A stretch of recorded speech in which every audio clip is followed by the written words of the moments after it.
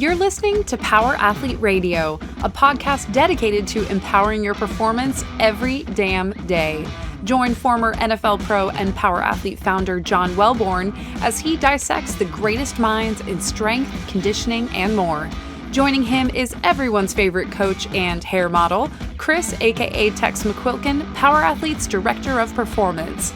So whether your goal is to be the hammer, destroy mediocrity, or simply move the dirt, you've come to the right place. Now with the warm-up done, let the gains begin. Well, dude, thanks for coming. I'm excited that we could get F1 and get you back in the studio again. So, but for people that might not have listened to the first one, give us a little bit of introduction and get us up to speed. Sure. So, well, thank you for having me. This is awesome. This place is awesome.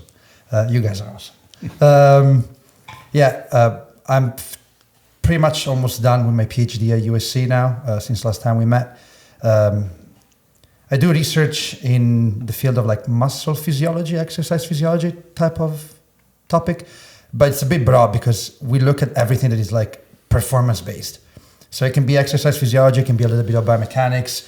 There's a lot of components that go into it. I went back to working in academics in 2018, but 15 years prior to that, I was a strength coach. So I was a strength and conditioning coach for many different years, several different years, different sports, American football. I did lots with track and field. In Italy, some rugby. So that's kind of my background. And now recently I also turned my interest more into like endurance sports as well. So a little bit of everything. Badass. Yeah, we got an array of topics to cover today. I'm excited, Tex. But before we get there, we have a gift for Antonio. Oh, we do? Thank you. A couple genuine, world-class pieces of Power Athlete clothing as seen on shop.powerathletehq.com. I don't know if we've ever done a gifting online. That's pretty cool. Yeah, so we got to get you to hold that up. So thank you. Those of you that are listening, tune into YouTube to check out. Love the color. That's actually my favorite shirt. And then ironically, as we were working with Victor Hugo today, he before we got on to do the EcoBike sprints. So we got a little hold that guy up. Yeah, he turns to me and goes, time to move the dirt. I was like, Harry Heppenstall would have been upset that we didn't get that on camera. Thank you. That's awesome. Thank you, guys. Oh, yeah. You're very welcome. Power Athlete Nation, we're taking a break from this episode to let you know Black Friday starts early. We've got heavy discounts up to 50% off store-wide. Go to shop.powerathletehq.com and snag yourself some killer swag. That is my favorite sweatshirt that we're rocking, a little tie-dye action. I didn't wear it because then we would clash. I have one, and my daughter Jamie stole it and wears it, which is hilarious. It's a double X. Swimming. Well, that's very stylish now for the kids. They wear like really massive, oversized sweatshirts. Yeah. So it looks like a massive dress. That's big when you're 11 years old. Yeah. I spent a number of years as a collegiate athlete, and sweatshirts being stolen by females around campus, that was a big deal. Did you ever have to go on like a recon and get it back? Oh, especially when some things change. But that's not what we're here to discuss, John. We have an expert in the field in studio. So, well, that exact same thing happened to me, except we had to wear our sweat, like our, whatever it was, like off-season conditioning. We had to wear it. Our stuff had numbers on it. Yeah. And we had to wear it for training. And mine ended up getting swiped. And if we didn't, we got in trouble. So there was like a recon mission to fucking reclaim my shit. Yeah. It was always a big deal. Well, some of that stress from those moments caused muscle stiffness. Oh, I like the bridge. But a different kind. Well, that was an awkward transition. So now Chris is full of awkward transitions. We're going to get in. I think this is an awesome place to start because, as John mentioned, working with Victor Hugo, there is a sense of stiffness as we're introducing new movements, and he brings a level of tension to learning a new movement. But then stiffness has value. Especially coming from jiu-jitsu, which is so like fluid and like these guys, like it's really interesting, the task specific tension associated with jiu-jitsu, where they're in this kind of like flow state, and then it's like isometric contractions. And the one thing that's been really interesting, like we talked about, is for you to be able to lift heavy weights, you have to have a level of stiffness, not only in the muscle and the ligaments and tendons. And what's wild is actually trying to teach somebody how to like create and generate stiffness within those, in those pieces. Specific for the task. Yeah, specific for the task. So I know you're excited to talk about this. So let's lay a foundation. Speak to exactly what muscle stiffness is in the world of lifting, performance, and then what your research has found that you want to highlight today. Yeah, that would be great. That's pretty much my area of research for right now, and that's what I've been working on the last 5 or 6 years. So I think there's a bit of misunderstanding when it comes to like the term stiffness, because if you ask anyone in the gym when they can't stretch, when they feel tight, they say like, I feel very stiff. That's a common understanding of what stiffness is. So lack of movement, lack of range of motion. The stiffness that I'm referring to is stiffness within the tissue, so the skeletal muscles and the tendons connected to it, is the ability to tolerate load without undergoing excessive deformation. So like if you were to think of a muscle, you apply a force to it, how well that muscle can resist to that external load. And in particular, and we're going to get more into the performance aspect of it in just a second, but when you look at stiffness and the mechanical properties of stiffness, there's one thing is active stiffness, one thing is passive stiffness. They're very different and they have a different role in athletic performance. So without going too much into physiology, but we know that like we can recruit our muscles, we can create tension by recruiting our muscles, and the more tension we create, the stiffer those muscles are going to get. So it's going to increase the active stiffness, so how well they can tolerate loading, and that's good. But there's also passive stiffness, which is how well those muscles can tolerate load without being active. So just what comes from the connective tissue around the muscles and within the muscle. What's changing a lot nowadays is that if you look at research back like 10, 15 years ago, and we were associating the idea of fascia or connective tissue and muscles, we were mostly looking at the so-called SEC and PEC, serial elastic component and parallel elastic component. And that is, for the most part, the epimysium, perimysium, endomysium, all the fascia around the muscle, and the tendons at each end, which is true. That's a major component in stiffness. However, now we have tools to look inside the muscle and look at other elements within the sarcomere that are not active, so they don't contribute to force production, but they do contribute massively to stiffness. And one of them is titin. It's a big protein within your muscle. It keeps the sarcomere together and it allows you to tolerate that load without deforming. Now, why is that so important? Because if you think about it, and that's pretty intuitive, but like any type of effort, any type of explosive activity requires a degree of effort in exerting force. You want to jump higher, you have to apply more force against the ground. No way around it.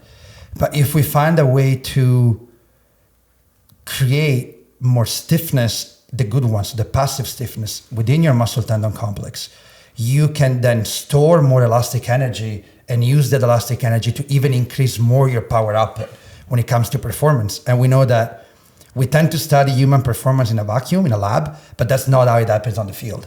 You're not going to do one jump. You're going to come, you're going to speed up, slow down, change direction. You're going to load your system constantly. If we can find a way to harness this energy and use it to produce more power, well, that's a win-win because we're more explosive and we get more for what we put in. So it's a greater return on investment. And passive stiffness does just like that. If you can increase passive stiffness, your muscle can store more elastic energy and use it to create power. So in my opinion, is the foundation of athletic development. Whether that you use it to train plyometrics and with plyometrics to increase power, or simply to make your athletes more reactive on the field of play, it doesn't matter, but you're increasing that capacity of tolerating load. And it becomes a little, and stop me if I go too much into details. So I mean, it's really like the initial stiffness while you're in like kind of a like an unturned on state, I guess you could say. Yeah. So the capacity, it's almost like a container, how much capacity Correct. the muscle can take. Once you apply force, the capacity, I guess, is maximized based upon like how much is created in like a passive state. Yeah, so that's the point. That's what was very fascinating for me. Like, you guys are familiar with the work that Verkhoshansky did. And every time he used to describe the perfect technique for a drop jump, he always said, like, you want to make sure that when your athletes are landing, their muscles are fully relaxed so that they can load the system and then jump. And I never quite understood why. Like, I always was like, okay, why are you preaching that? Why that's what you want? Well, that has to do with active and passive stiffness. So if I look at active stiffness, so how much I activate my muscles, I want to minimize that as much as possible. Because if my muscles can face the load in a relaxed state, they can deform so to speak, more and store that elastic energy. But I want to maximize my passive stiffness so that when that elastic energy is created, it's stored in the connective tissue and it can be reused. So the way I look at it, and that becomes a bit more complicated when it comes down to coaching, is active stiffness is very much motor learning. So it's being able to be comfortable with the task and have the proper amount, the proper level of coordination to be able to perform the task correctly. Whereas passive stiffness is a measure of capacity. It's like, and that goes hand in hand with like how strong you are. Sure. They're a measurement of capacity. Yeah. You can squat 500 pounds, but not be able to use that strength on the field of play. Well, I mean, that's because like there's this kind of intersection of strength and power. Yeah. And I always looked at power as your ability to display your strength dynamically. Yeah. And I met guys that were really strong but weren't very powerful, and I met guys that were not that strong but were extremely powerful. Yeah.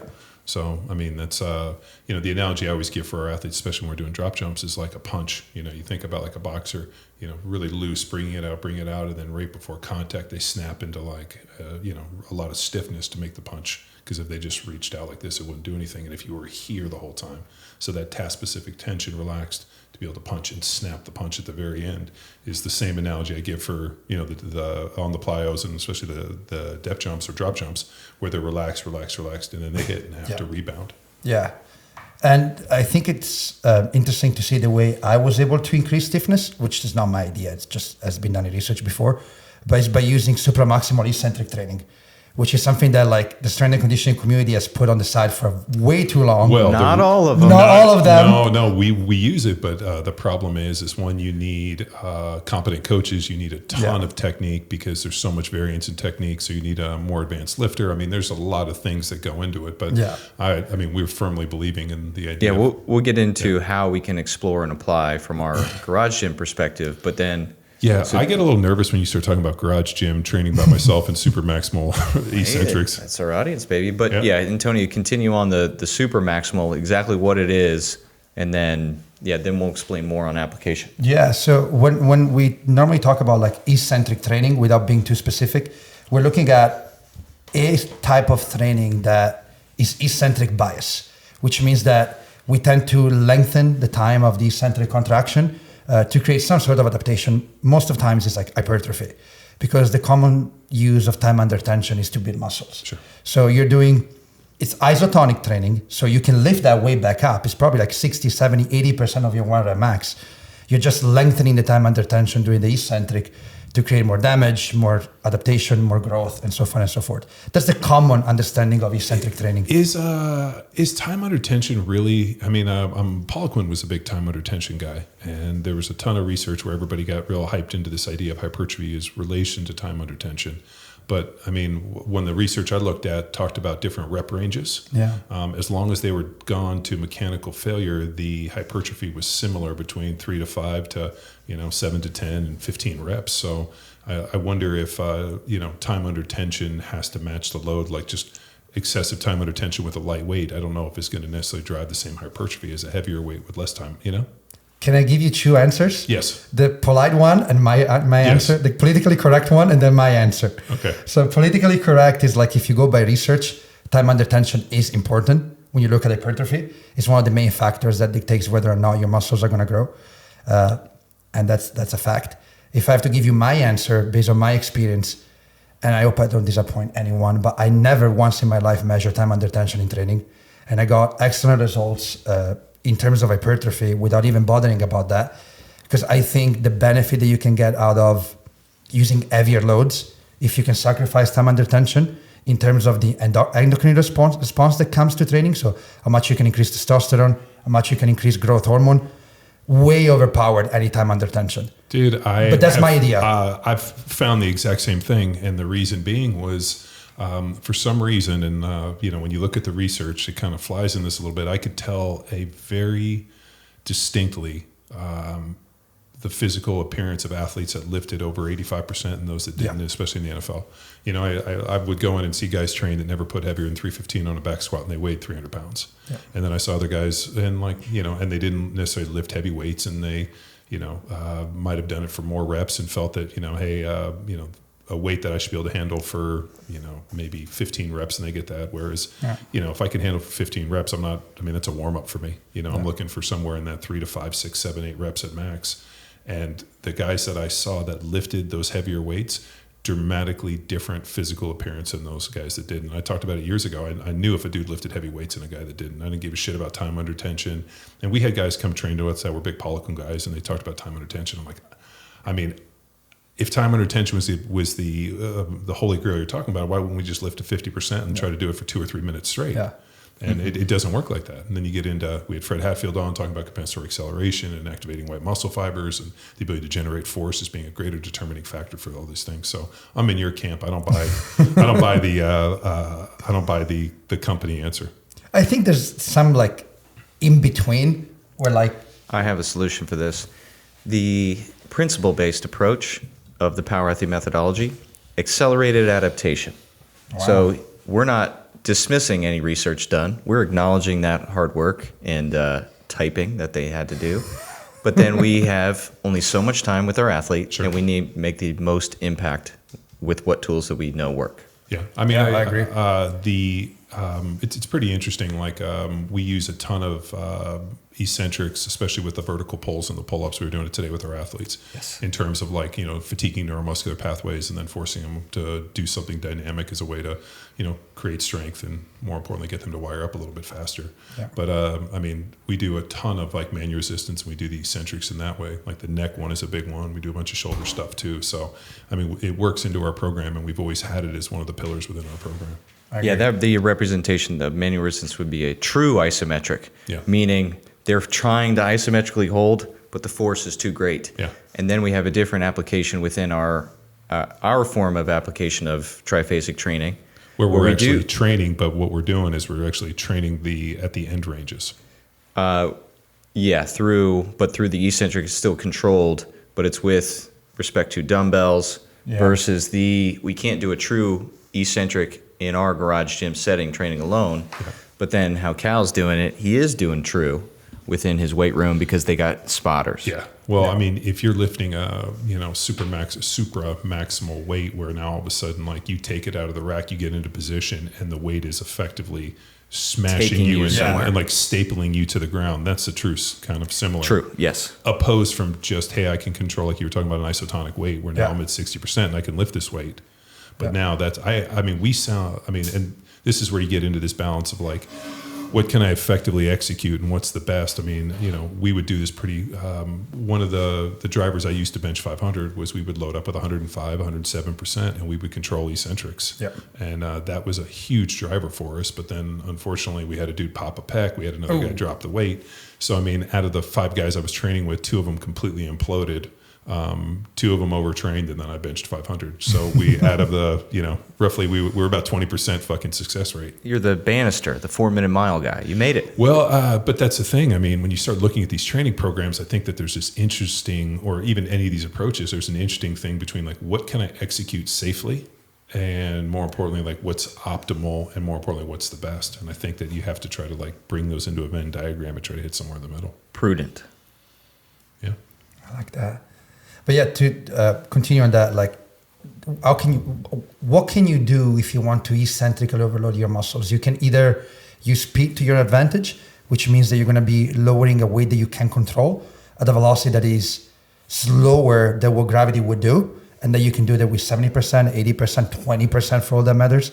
And that's a way of, like you said, probably create some adaptation, some hypertrophy, maybe early stage time under tension when you're with a beginner. Mm-hmm. And that to me is the middle ground. Like if you're working with a beginner, maybe time under tension is important because you're looking at that neuromuscular control, they're learning the movement, there's early adaptation.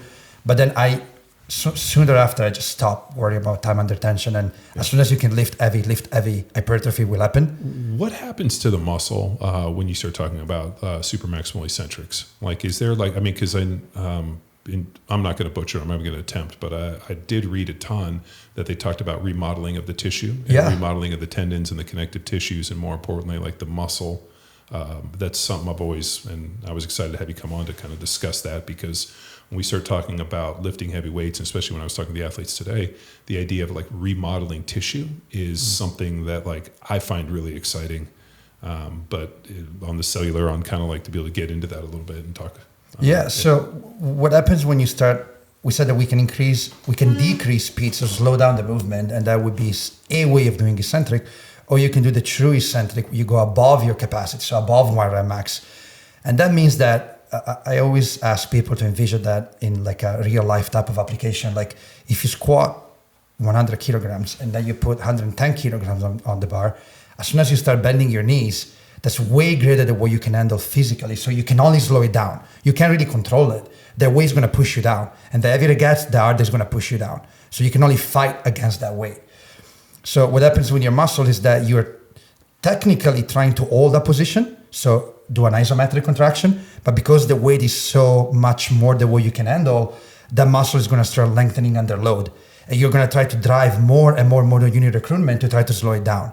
So it's the outermost level of stress that you can put on your system, because the load wants to deform your muscles and you're fighting that.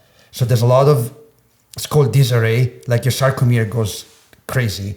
And there's a lot of damage within your sarcomere, so the contractile component. But most importantly, there's a lot of damage in the connective tissue around and within it. And that damage is what creates remodeling and adaptation. And that adaptation comes in one of two forms. Either your connective tissue as a whole is thicker, so you have more collagen within and around the muscle, tendons are thicker, but also you have more titin content within the muscle. And those filaments starts to align in a way that is more optimal for your muscles to be able to face resistance from the outside. So like they form along the line of action of the muscle. So they align correctly and they get thicker, so you become better at tolerating more load. And that load, we always picture load in terms of a weighted barbell. Yes, that's one way of loading the system. Another way is kinetic energy. When you're on the field of play, when you're doing a change of direction, when you're landing, when you're taking off, that's same type of load. It's just presenting in a different way. Well, and it's also exponentially higher. Absolutely. I mean, people are like, oh, I squat 500 pounds, and you think about sprinting, changing direction. Now you're talking about 300 pounds per square inch.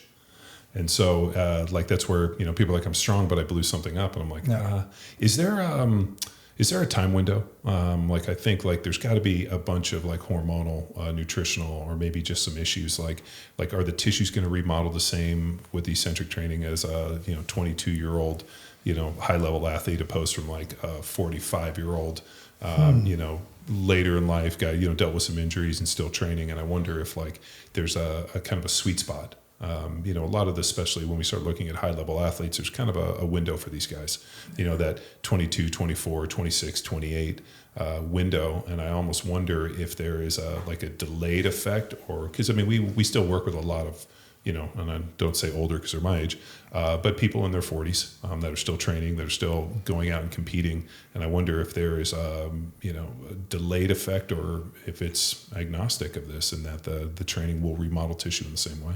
That is a great question for which I don't have a specific answer, because I've not done any research in the aging population. But if you think about the immediate consequence of eccentric training, there are two things that come to mind. First is that you will have more damage within your muscles, which means that if you want to first recover, second adapt to it, you need to be able to increase protein synthesis.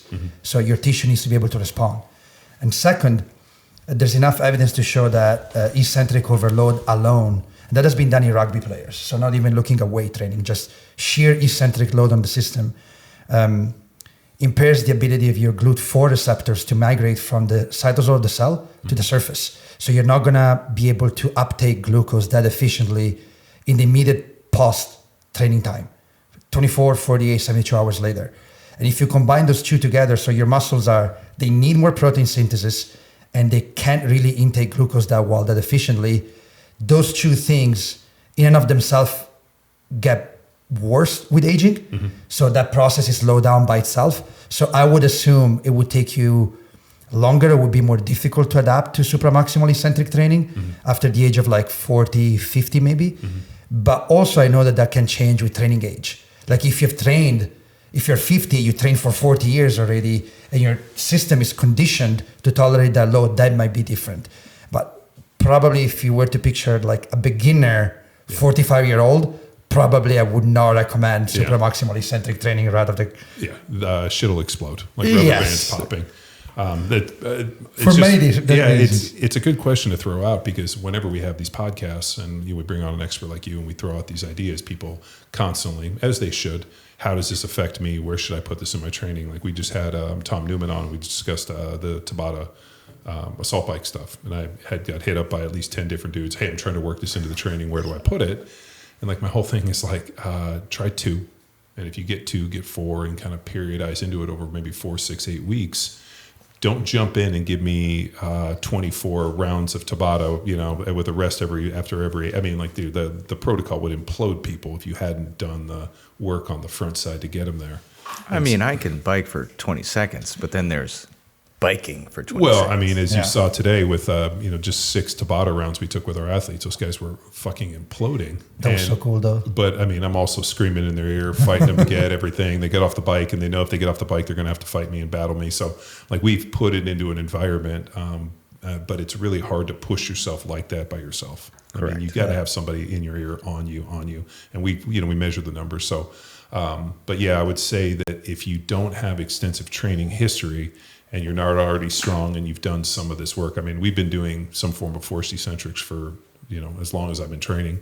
So, I mean, I just wonder if, like you said, glucose uptake and then also protein synthesis delayed as you age. So, I mean, those 2 factors probably play in there. And then also injuries with connective tissues and aging and, lower, androgen profiles, obviously, make the tendons and connective tissues more, I guess it's fragile, not as pliable over time.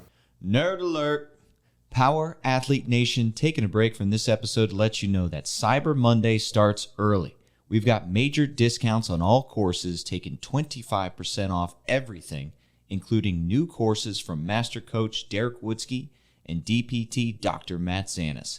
Head to powerathletehq.com/academy to see our full collection of courses designed to empower your performance and sharpen your blade as a coach. And now, back to our infotaining conversation with Antonio. And I mean, supra-maximal eccentric training sounds like very intimidating and scary, and it is demanding on the body. But like anything else, if you work your way up to it, it can be done safely. Like I ran my pilot with people that had never done supra-maximal eccentric training before. It took us about 6 weeks to build up to that, meaning starting with weights of like 70, 80, 90% of water max, increasing that time under tension during the eccentric, eventually make our way to the actual water max and work our way up from there to 130% of water max.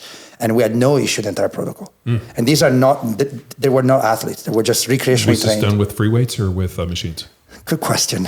I had to do that with a leg extension. I was going to say. Because research constraints. Yes. You have to make it standardized. Yes. And the problem is there's so much variability in, let's say, any type of hinging or knee bending movement with different anthropometrical ratios, techniques, torso lengths, injuries. Yeah. So you have to have something that's probably one joint. And the reason for that is that I was going to go with a leg press machine, which is closer to a compound lift-ish. But then because my fourth aim is to actually take muscle biopsies and look at tight in, I needed that load to be extremely concentrated, extremely focused on just one muscle only or like a small number of muscle groups together. So the leg extension was the most suitable option for us. But if I could, I would do that with just a barbell back squat and just enjoy the ride, Well, we can do anything. Well, there's just so much variability. And like, I mean, like we're seeing working with the guys we're working with, finding like, and I know this is such a cheesy term, like their version of the perfect squat. Yeah. And trying to get everybody to, the model where you're like, we want positive shinning. I want the toes over the knees. I need the back set and all this.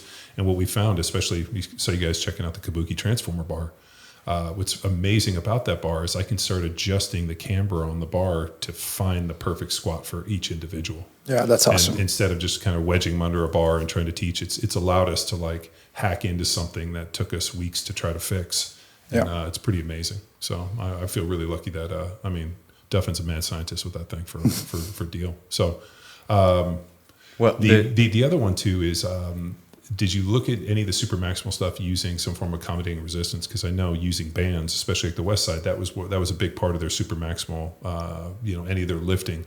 They were using bands, especially trying to control the eccentrics brought on by the stored elasticity of pulling the band down. Yeah, I've done it on myself, so I'm very familiar with the method. I've never done that for research. I think it would be very cool to, because when you use elastic bands, at least if you look at research, like with the lenses of like a researcher, it's very difficult to quantify the load in a very accurate manner, because chains, how much a chain weight, you know each ring, you can kind of quantify how much load you have. With elastic bands, it's a bit more difficult. Well, yeah, because different manufacturers, different so rubber, many variables, different height, different this. I mean, we would do we would set the bands up on the bar and then weigh ourselves and weigh that and try to figure it out. But for every inch you went up in height, obviously it increased. Yeah. So I mean, there was all these variables. I don't know even how you begin to quantify that. You potentially could quantify that using force plates. But that will add an extra layer of complexity to the study. Then you need force plates. Yeah, which we do, but like it will make it that much more difficult to do a study, like a true intervention study. But I don't see why we shouldn't be doing that. So maybe in the future we can take a look at that. Because I've trained with elastic bands for years, and they suck. Like you feel it when you use them. It's different. Yeah, I remember when we first went out to Westside Barbell. I was talking to a bunch of guys that were in the training groups, and one of the guys, this dude Bull, I always remember this. He made an interesting point. He said, "Chains make people brutally strong. The bands make you extremely explosive because they're so hard on the nervous system." Yeah. So he talked about like the nervous system overload of the bands was almost too much, where they ran into issues, and then just the brutal strength. So we were talking about training football players, and he liked the idea of using chains for what he called chaos theory. Was the idea that the chain was going to load as it went down. It was going to change the dynamics of the bar in the bar pathway, and you had to constantly fight. Whereas like the neurological adaptation of the band pulling you down and trying to reverse it was just very hard on the nervous system. Yeah, it is. So I was like, oh, that's it just changed the way I looked at this stuff, because we had always been into this idea of compensatory acceleration, as mechanical advantage, so does speed, and the bands and chains, as a way to teach it, but not necessarily as like the way that the guys at Westside were using it. Yeah, I agree. Well, the way Westside was using band and chains was like very much driven by their own experience, and we know that, and I love them to that. Like I think plenty to recommend. However, if you then look at research, at least as far as I know, on training with accommodative resistance, it shows that if you were to train for strength or train for power, meaning you have two different performance outcomes that you're after. If you're training for strength, whether you train with just a loaded bar or part of that load comes from chains, there's no difference. Mm-hmm. Like strength to strength, once you're above 80%, you're above 80%, it doesn't make that much of a difference. But when you train for power, meaning that chances are you're going to be between 30 and 60% of your 1 rep max-ish, and part of that load may be coming from chains, then using chains give you a massive advantage because it really forces you to generate that like long time of application of force against the ground. So greater rate of force development, greater power output. So chains really do have a benefit in developing power. I don't even know where I'm going with this. Well, but yeah. I mean, the one thing that nobody ever brings up is when you're using that stuff, or when you're using accommodating resistance, focusing on speeding up the accentuation phase, so that you can effectively generate force out of the hole. And I mean, that's one of these pieces when we start, getting into training or watching videos or getting in. Like I'm always focused on like a really fast, smooth accentuation phase. Can you transition between eccentric and concentric not only extremely well without stopping and make it a smooth transition? And the people that do can generate a ton of force. If you go down and have to stop and then restart, it always like those people are always diminished. So I know whenever I'm coaching anything and people send us a ton of videos on the programs or whatnot, but I'm always focused on that smooth accentuation phase. Yes, which I believe you're speaking to some of that, Antonio, when we talk about the passive capacity. Yep. And that it's not at a conscious level. It's more, within our structure that allows us to. And if we lead to a conscious accentuation phase, that's when it starts to get slow. Yeah. So being and allowing passive capacity, how we utilize this on field strong especially is in a triphasic block with the isometric. So how we coach our athletes to get into an isometric, it is loaded, but then like a free fall drop into a Bulgarian split squat. We want your body to stop you. So you're not stopping at the bottom of your range of motion with the isometric. You're getting to where the position your body reacts and protects you. Yeah. So then it's like the same analogy on the punch. Like and that gives us direction as coaches to now see, okay, well, that's essentially the bottom position, and that's where we want to find our amateurization phase, the redirect, if you will. So it is coming together. I like these specific terms. I'm going to start to learn more about, which is awesome. Passive capacity. And I mean, coaching the isometrics, it was a challenge in the beginning because people would just free fall to the bottom of the range of motion. We don't want that. Well, and where does your body stop itself? When we were doing a ton of isometrics, we were usually doing them at top range. Like we would always finish, like especially at a heavy squat cycle, with like 110, 115%, and just do isometric holds at the top. Actually, Cal, the free fall, and we got that when he came and taught for us at the Power Athlete Symposium 2019.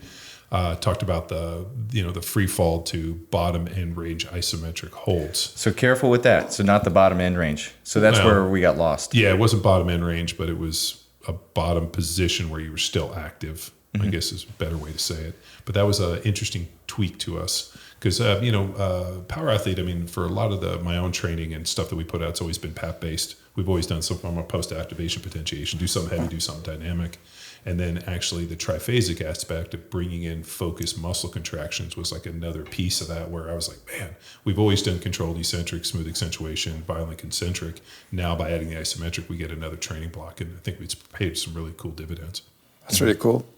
And just to continue on the compensatory acceleration training, which is one of my favorite topics, there's this increased capacity, conscious or subconscious, of being able to use that stretch shortening cycle. Yeah.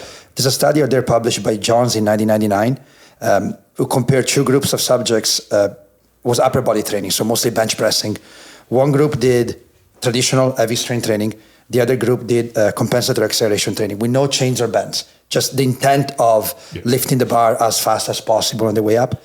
And of course, they saw a bunch of difference in terms of performance outcomes. So the group that did CAT had greater power and more strength at the end of the block. But also what they did, which I think it was very cool, they did plyo push-ups on force plates with both groups. And they could look at the eccentric time, coupling time, and concentric time. And actually the group that did CAT shortened their coupling time. So they were able to go from eccentric to concentric faster without having done any plyometric type of work. Very cool. Just by doing that type of intent behind lifting. That's why I preach CAT to everyone. That should be the foundation of strength training. I was 14 years old, trained in Old Man Zangus's garage, and he and Fred Hatfield were friends. And he described it different. We since have grown up and know about it, but he talked about being violent with the weights. Yeah. As the weight starts to get light, you have to pick up speed. I want you to break these motherfuckers. And his joke was like, don't lift weights like old people have sex. Slow and careful. I want you to be violent to the point where if you're training somewhere and somebody sees you lifting weights, they're going to come over and tell you to slow down. You might hurt the weights. And, wow. It was, and it was for me at 14 years old, taking that and then all of a sudden going out and using it on the field, where now I'm not going to punch a guy. I'm going to try to put my hands 3 feet between them. And when I hit a guy, I'm aiming behind him to try to drive my head through them. And I really think that little piece might have been a huge player for me getting to play 10 years in the NFL. It's just a middle-class white kid from Torrance, So when people ask me, I'm like I got to put it in the training. I obviously had a lot of genetic benefits, but that piece in training, because when I talk to people about it, nobody ever knew about it.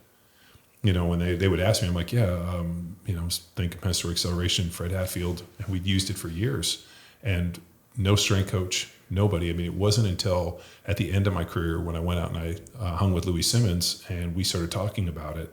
And he, was preaching it to his athletes. And I was like, oh, fuck, I've never heard an NFL strength coach bring this up. Yeah. And it's just because it was, Josh Bryant does a great job of keeping Fred's stuff alive and talking about compensatory acceleration, and Louis did too. But I feel like the people that are, the champions for this, it's kind of been handed to us, and we've been preaching this shit for as long as I can. It's a principle. We talk about it constantly. And it's interesting to watch people on film when all of a sudden they'll send us a video and then we start kind of pushing it back and, the differences they make. I wonder if there's, like we talked about, a changing within the muscle, like you said. Speeding up the accentuation phase on those push-ups. Did they notice changes within the muscle? They didn't do any biopsy. But you know what's sad? That I'm completely with you. Compensatory acceleration training and other stuff that belongs to the past, so to speak, is good and should be used. Yeah. But it's still, for the most part, unknown to the larger community of coaches because they don't teach that in school. Yeah. There's not enough evidence for the scientific community to make worth their time to teach that in school. So they don't learn about that. Wow. And they go on the field and they work as strength and conditioning coaches. They've never been exposed to that before. And that's a shame because there is evidence to support these things and it should be taught. Fred Hatfield's book Power, I mean, it's laced in there. I mean, I just wonder if, and we run into this a little bit. Like we were, had a great chat with Tom Newman. We were talking about the Husker Power, the metabolic conditioning cycles, which, like people don't even remember, or we were also rapping about Mauro de Pasquale and the anabolic diet. Oh, yeah. The father of carb metabolic cycling. diet, yeah. Yeah. And, people don't know about that either. Yeah. And so we're trying to pull back a little bit because I use these things, when I was early in my training and they work fucking great. And then the problem is that... Well, this is the beauty of Power Athlete Radio and the opportunity. So we had Fred Hatfield. You got the opportunity to sit down. Yeah. And then Husker Power himself. His final interview with That's Fred Hatfield. Massive. Yeah. And Louis Simmons' final interview. I feel like... And Boyd Epley, he's still rocking John. I feel like a little bit of the Grim Reaper that... Don't you say that. Don't you put that on me, Ricky Bobby. No, I mean, I am forever grateful that we got a chance to visit with two of the pillars in strength conditioning and performance and strength.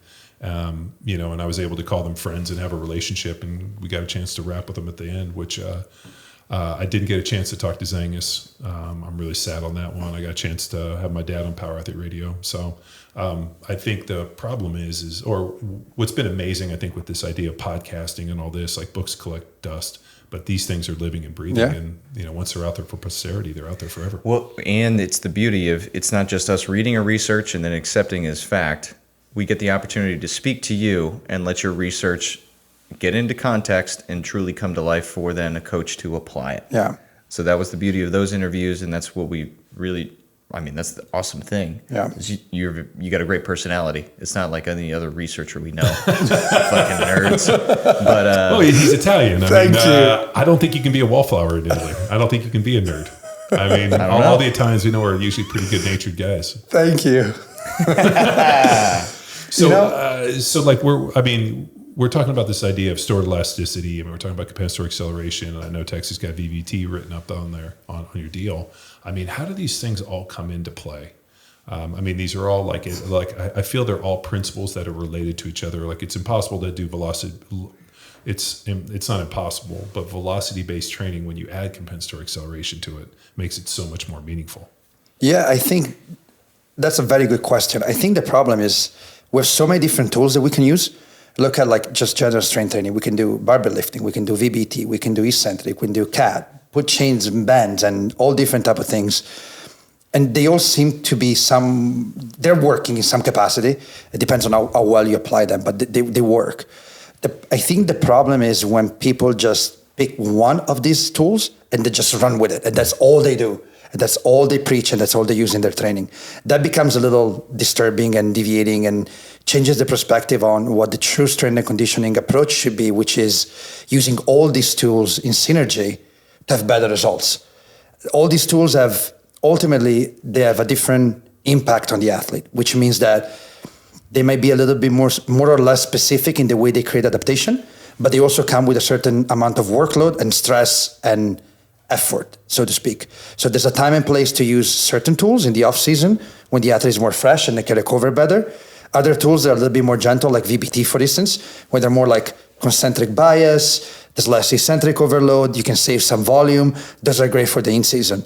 So yeah, I think it's more about being flexible, knowing them all very well and know which one belongs where and use them at the right time, rather than trying to either use them all, and that becomes a big mess because you have so many variables, you don't even know which one is contributing to your results, or using only one and just stick with it. Yeah. I think that flexibility is what makes a difference between an okay coach and a very good coach. But I want to say one little thing about Louis Simmons and other people like Mark Crypto and so on and so forth. I was with the NSCA with lifting SIG for 5 years as a chair. And part of my duties were to engage people on social media, so Facebook, for instance, right? And we had a group, and I was often posting things about Louis Simmons or Fred Atfield, Mark Crypto, other big names from like past in the industry. And I was getting so much insulted by other people. Why do you even listen to these guys? Like, they never published a paper. They don't know what they're talking about. From the NSCA community, yeah. Okay. Like really trash, like private messages, emails. Like, why do you post Mark Crypto on a Facebook page? And I said, like, guys, we have a job because of these people. We're strength and conditioning coaches today because those people paved the way for us to have a job. Sure. Show some respect. Yeah. Those people were there where science didn't even care about strength and conditioning, and they did it. They made athletes stronger. They did it their way. You might agree or disagree, but you need to show some respect.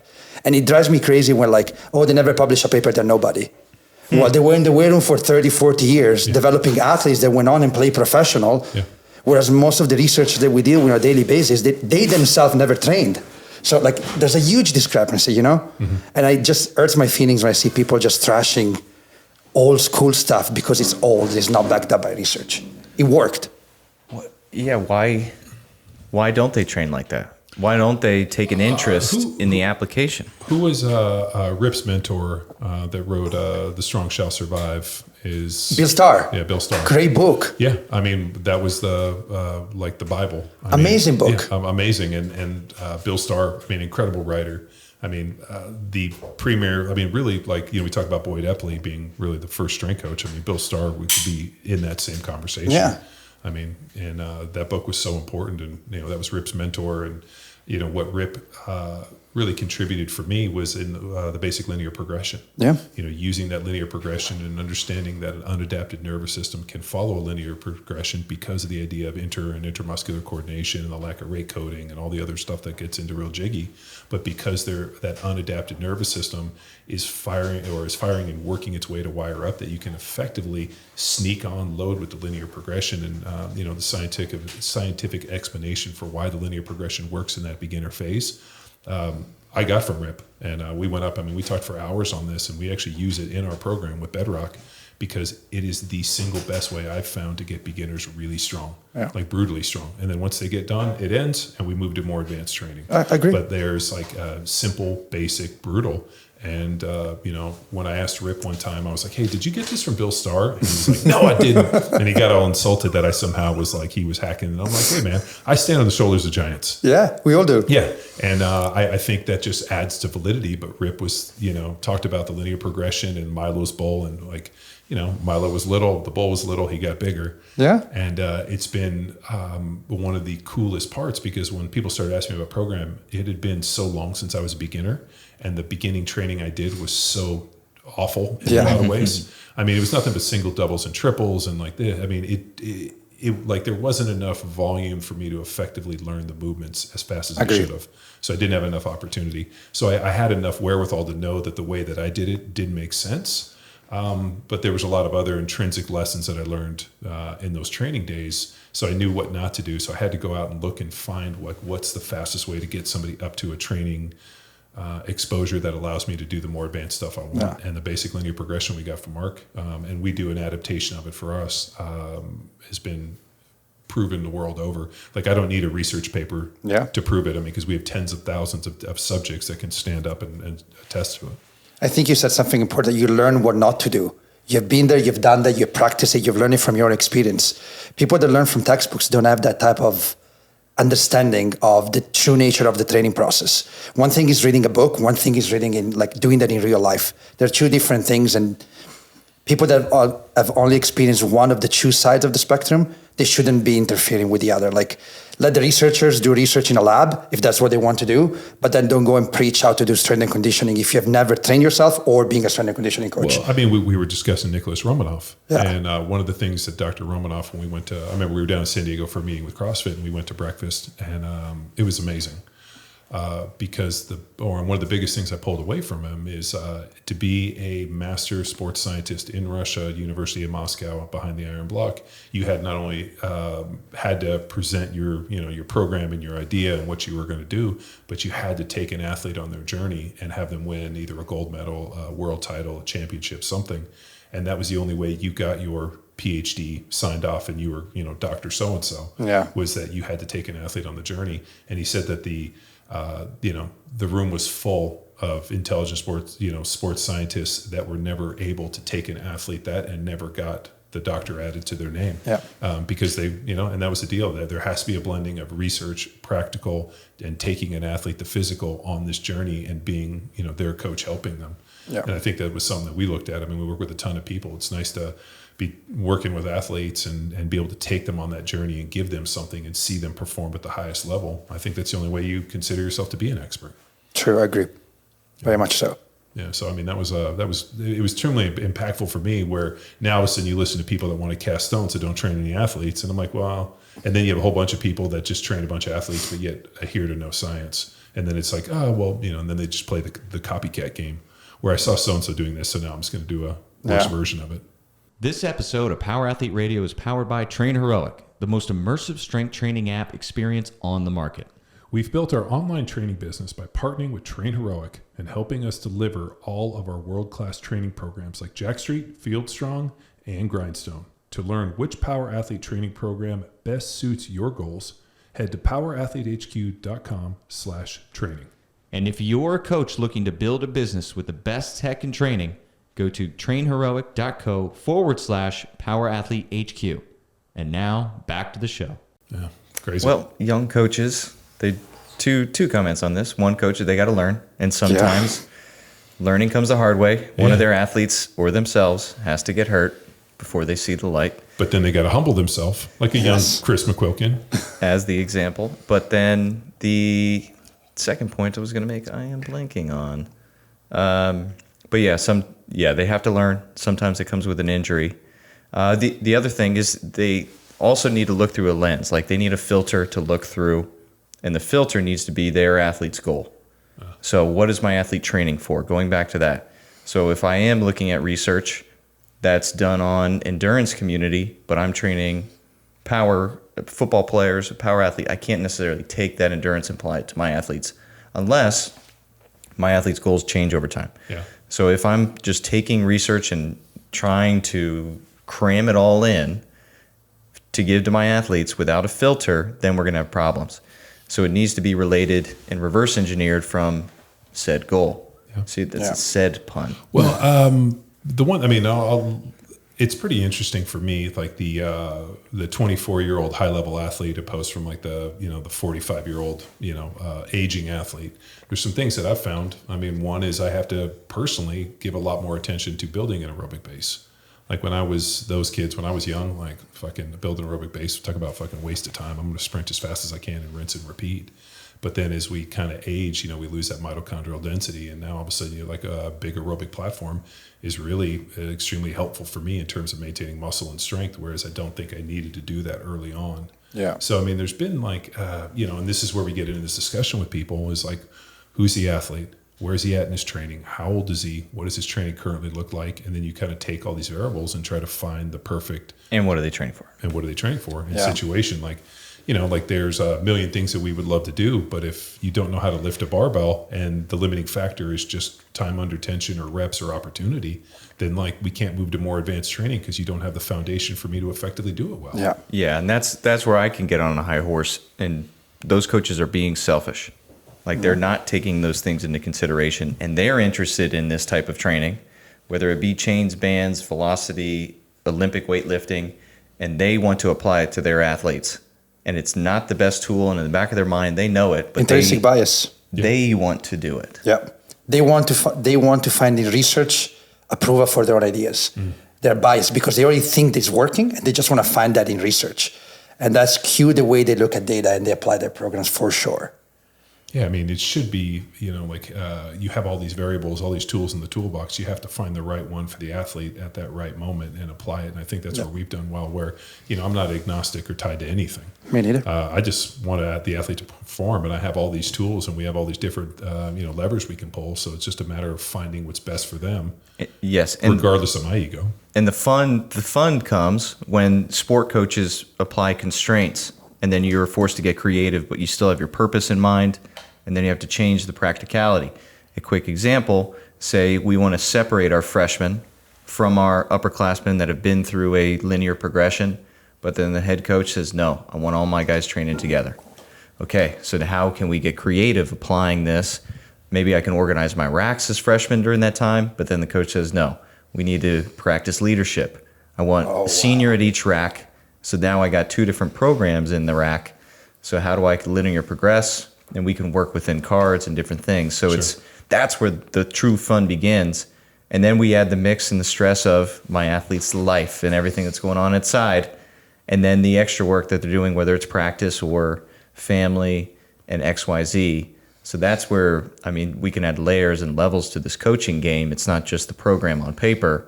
It's how are we applying said program to then get the result that we're looking for, and then go back to the drawing board and adjust what we need to. And I hate coaches that then blame the athlete. Yeah. Oh, they didn't do my program correctly. Fuck you. Yeah. No. Yeah. Fuck you is exactly.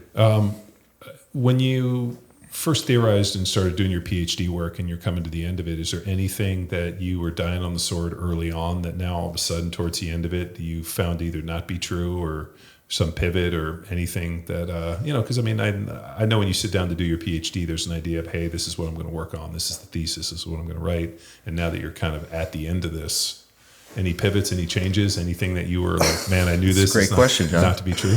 It's a great question. And I think, and that's just my personal experience. I'm not assuming that works for everyone, but I stepped into my PhD program and with the idea of doing research.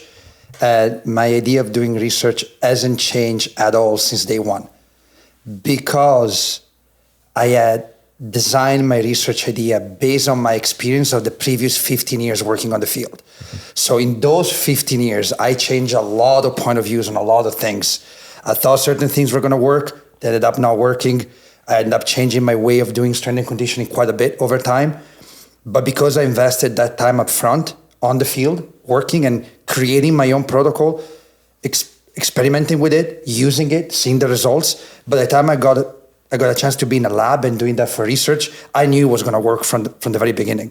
So the PhD program itself didn't really change much of the way I look at science and evidence-based practice, but I did change a lot over the last 15 plus years that I've been doing this job. And that has been mostly through failure.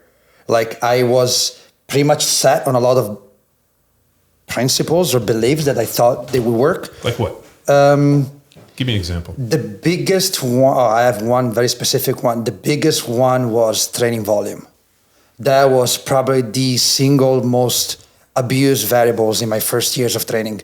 So you thought you could just throw junk volume in there to keep driving adaptation, and then you realized that that's not the case? Because I was an athlete myself, and if you ask me to be in a weight room for an hour, I want to be there for 3 hours. If you ask me to come 1 day a week, I want to come 5 days a week.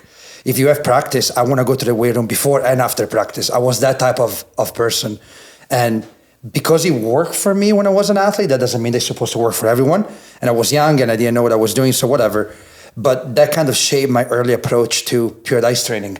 And I just was doing way too much, way too often. And that often led to either overtraining or even just emotional or mental burnout for athletes because there was just too much going on. And if I look at the early training programs that I was using in college, and I look at the training programs that I'm writing now for a few athletes I still work with, I think my volume now is probably like maybe 10% of the volume I used to do. Like I came down a lot. Yeah. And that has to do with like the just individual sets and reps. I'm doing less and I'm looking at more quality, like I'm putting in some VBT. Because what VBT does for me, the only reason why I use it, or the main reason why I use it, is that it ensures me there's quality in every single rep. So every rep drives adaptation. So instead of having to do 12 reps, I can do 6 reps, but they're all equally good, and I'm gonna get the same type of adaptation out of it. So that allowed me to cut down some volume. I've been working more on less volume per session, so each session I can repeat the same movements, and that drives more motor learning, better quality outcome, and the volume is distributed over a longer period of times. So that has been probably the biggest change in my entire career. How to handle volume in a way that is more efficient and puts less stress on the athlete. Because at the beginning, again, I love lifting. I was addicted to lifting from day one. And I think I overestimated the importance of strength training for athletes. Like I thought, like no matter what sport you play, you have to be 5 days 5 days a week in a weight room lifting weights. It's probably not the case. Sure. You know, like some athletes benefit a lot from resistance training. For some other athletes, like training twice a week is enough. Sure. Like they can handle and they can actually become better athletes just by doing that. So that kind of like readjusted the way I go about strength training, and that's changed a lot. Yeah. Well, the athletes we're working with are cutting into our training time, so I've had to actually space out my training to every other day. Yeah. And now I do a full body kind of deal where it's like one set, you know, like I'll hit some feeder sets and then like one set to failure kind of a deal, and kind of playing with like a full body every other day. And what's been wild is that it goes like, you know, 3 days a week and then 4 days a week, and it kind of changes up and allows some variability on the training days. And it's a fun program. Yeah. So like but it's really kind of like, I think you can either, like the analogy I gave to somebody, it's like, you know, if you're trying to like hammer metal, for example, you can either hit it really hard 3 or 4 times, or you can hit it like kind of hard, maybe 100 times. But what's, you know, like, and maybe probably get the same result. But if your time is short and I only got a few minutes to hit this thing, I'm going to try to hit it with everything I got. Yeah. I got to quote Bill Walsh here. It's one of my favorite quotes of all time. Show me the guy that can jump 10 feet one time, not the guy that can jump 1 foot 10 times. And I will him to repeat it. So that's like the Bruce Lee, you know, don't fear the man with 10,000 kicks, fear the man who's practiced one kick 10,000 times. Yeah. Probably the same. Wow. Bill, I should write this down. Oh, that's a classic fucking Bruce Lee quote. Bill Walsh was 49ers coach, and Yep. Jerry Rice, Joe Montana. I'm a 49ers fan. Yeah. Yeah. Oh, dude, freaking Christian McCaffrey was just traded to the 49ers. Dude, can you imagine how excited he was? Oh, yeah. Good for him. Yeah, that he gets to go from the Panthers to the Niners. Yeah. So you imagine waking up and be like, I got traded. Yes. Yeah. He's had some ton of injuries, though, hasn't he? Oh, yeah. Well, I mean, he got David Carr for a lot. You just got no offensive line, and you get beat up, but he's still a freak. Yeah. No, he's he definitely trained at a high level. Didn't he train out in Denver with? Oh, yeah. Lauren Landau. Lauren Landau. That's right. Talk about genetics, geography, and opportunity. Yeah, his dad. Yeah, no, that's badass. So the major one was junk volume, just too much volume. Is there, how do you go about finding the perfect amount of kind of volume cadence for each athlete? I mean, are there anything you do for testing, you know, I don't know, HRV? I mean, we used to use those torquemeters where we would test grip. I'm wondering about like, how do you approach it in terms of like figuring out what like the optimal training frequency and maybe training volume too much, too little is? Do you, or the VBT is another one? Yeah, I don't use a lot of VBT for like athlete readiness scores, but I do use, I do 2 different type of tests, and with the few athletes I'm still working with, and these are like elite level athletes, so they compete, like 2 of them are skiers. So when they start competing, they have competitions back to back for like a month and a half straight. So very high volume of competition time, and handling and fitting in the training sessions in that packed schedule is very difficult. So I actually had their coaching staff purchasing a jump mat and a heart rate variability monitor. So what I'm looking at is RSI, so peak reactive strength index, jump height in a counter movement jump, and heart rate variability.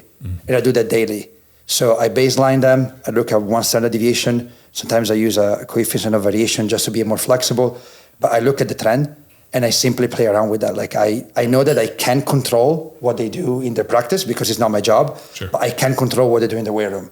So I give them a certain workout that I think it's appropriate for them, and I don't guess if it is or not. I just look at their data 24, 48 hours after, see how their body responds. If I think they can tolerate more, I push more and then retest again. And I got to the point that now, like, I can predict to the point where their HRV would be in a matter of 24 hours. But not because I'm good, I've done it so much that like once you see a trend, that trend is probably going to be there if nothing major changes. So I can predict it better. And all I do is 3 drop jumps, 3 counter movement jumps, and RA variability. That's all I use. And that has been enough for me to track not just volume, but frequency, exercise selection, because, you know, like it's not just about volume. I can get a lot of volume hammering down on power cleans all day or the same amount of volume doing loaded jumps with 10 pounds. Like it's about exercise selection and what velocity they're moving and nutritional variables that come into play. So there's a lot to consider. But I feel like when you can standardize your approach to a point where at least your own part of the intervention becomes predictable because you have a method to your madness, then if you look at the trending data, you can be more precise in the way you program around your athletes. And one more thing that I also changed a lot over the years, if you were to ask me what my 2 major indicators of athletic talent are, back in the days, I would have said strength and speed, at least for a strength and conditioning coach, not for like a sports coach. Nowadays, I would change that to power and endurance. Because I've learned that, well, first of all, power is way more important than strength, and I think we all agree on that. Sure. But I was a barbell head at the beginning, so all I cared about was like a big 1 rep max on a squat. I changed that. But I also very much underestimated a lot the importance of aerobic capacity. Because I always associated aerobic capacity with running or running marathons. Well, I just associated with people that were slow. Like just kind of like I mean, like so true. But then you watch those Kenyan runners, and those dudes are running 26 back-to-back 4-minute miles. I mean, they're fucking sprinting like it's like a dead sprint. Yeah, it's insane. But it was like you. I associated it with slow people. Slow athletes. But then what I realized over the years, especially when I start testing VO2 and actually have a metric to go and use, that they didn't have to have like a 60 VO2, like a 45, 50. Yeah. Keep going. 50 was enough. But when I was able to create that foundation of aerobic power, their ability to tolerate load in the weight room changed and on the field of play changed, so they could recover better. Yeah, it reduces the amount of recovery in between sets, so it was a higher output, higher quality. No, we found the exact same thing. And when I saw that with data showing me like, okay, the variable that is changing is VO2, and that is affecting everything else they do in the weight room, and I've done that with weightlifters. Weightlifters don't do much conditioning, but still improving their VO2 got me to be able to do so much more volume, and the number of reps and sets they could do a VBT was growing over time. Their quality reps per workout was growing over time. It was just I would never go back to like the old methods, at least 2 sessions of conditioning a week. No matter who you are, you're going to do them. Yeah, building off that, just the purpose. I go to a battle a lot with sport coaches when it comes to conditioning, and then help our coaches when they have to face these same things. So reverse engineered the big fight into 3 purposes for condition, they're not in good enough shape, or they're getting tired. The 4th quarter shape, we need to do more, but then more, it does take away from weight room time and other things that we know. So then, why do we do this? It comes down to camaraderie, right? Team building, and then now I'm stealing more time for the weight room away from stupid team building. Like I've seen some stupid stuff over the years. We all have. I won't even get into it. But if the purpose is camaraderie, well, we can utilize conditioning for that versus some other stupid stuff. I agree. Then coachability, right? As John, you displayed this morning with our dudes, you put them in a very distracting, fatigued state, and then you try to fuck them up a little. I've tried to fuck him up. It was actually great, dude. I don't know if you were watching, but when Arash got off, he squared to me so we could fight.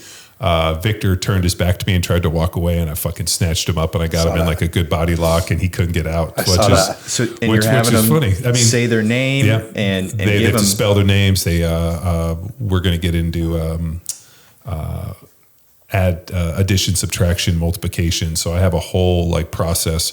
So the next time we do it, they're going to expect me to go get him, and I'm just going to hit him with math problems. And I'm sorry. This is going to play out during competition because now he's going to be fatigued, and he's going to be switched on, and he can hear his coach give direction and help him improve during performance. So that's a good point in conditioning. Yeah. When I was in Finland on that point, I went there for the Javelin World Championship that is in Finland every year. I went there for 3 years straight. And I was spending time in their swimming pool just to see how they were coaching their athletes. Their coaches, so there was one coach in timing them, and another coach was at the end of the swimming pool, all the math problems. The swimmers had to come to the end of the swimming pool, read it when they were turning around, go back, come back, and give them the answer. Then there was another one, so they had to think while they were swimming, and that was so fascinating. I love that. Well, I mean, it's really what we do in football. Because, I mean, let's say, we're in the middle of practice and you're on you're going to run 10 plays. your ability to process the information, the quarterback giving you the play. Now all of a sudden I walk up to the line, somebody makes a call, I assess, I know what my job is, I know what everybody's deal is, and we're in a most, fatigued state, and you're having to make, decisions and executing in this state, and then at the snap of a ball go at 100 miles an hour. So the thing that I realized with these guys pretty early on is the fact that, I don't know what's coaching, I don't know how fluid it is or this, but their ability to be able to conscious while they're in a fatigue state, just makes it that much better. I agree. So and applying that purpose, and you're doing a great job, and these guys will benefit. It will show up, and it's having the coach there to hear it and see what you're doing. Hopefully, he can start to pick up on that. And the final piece. Well, what's kind of funny is Shandi's their coach.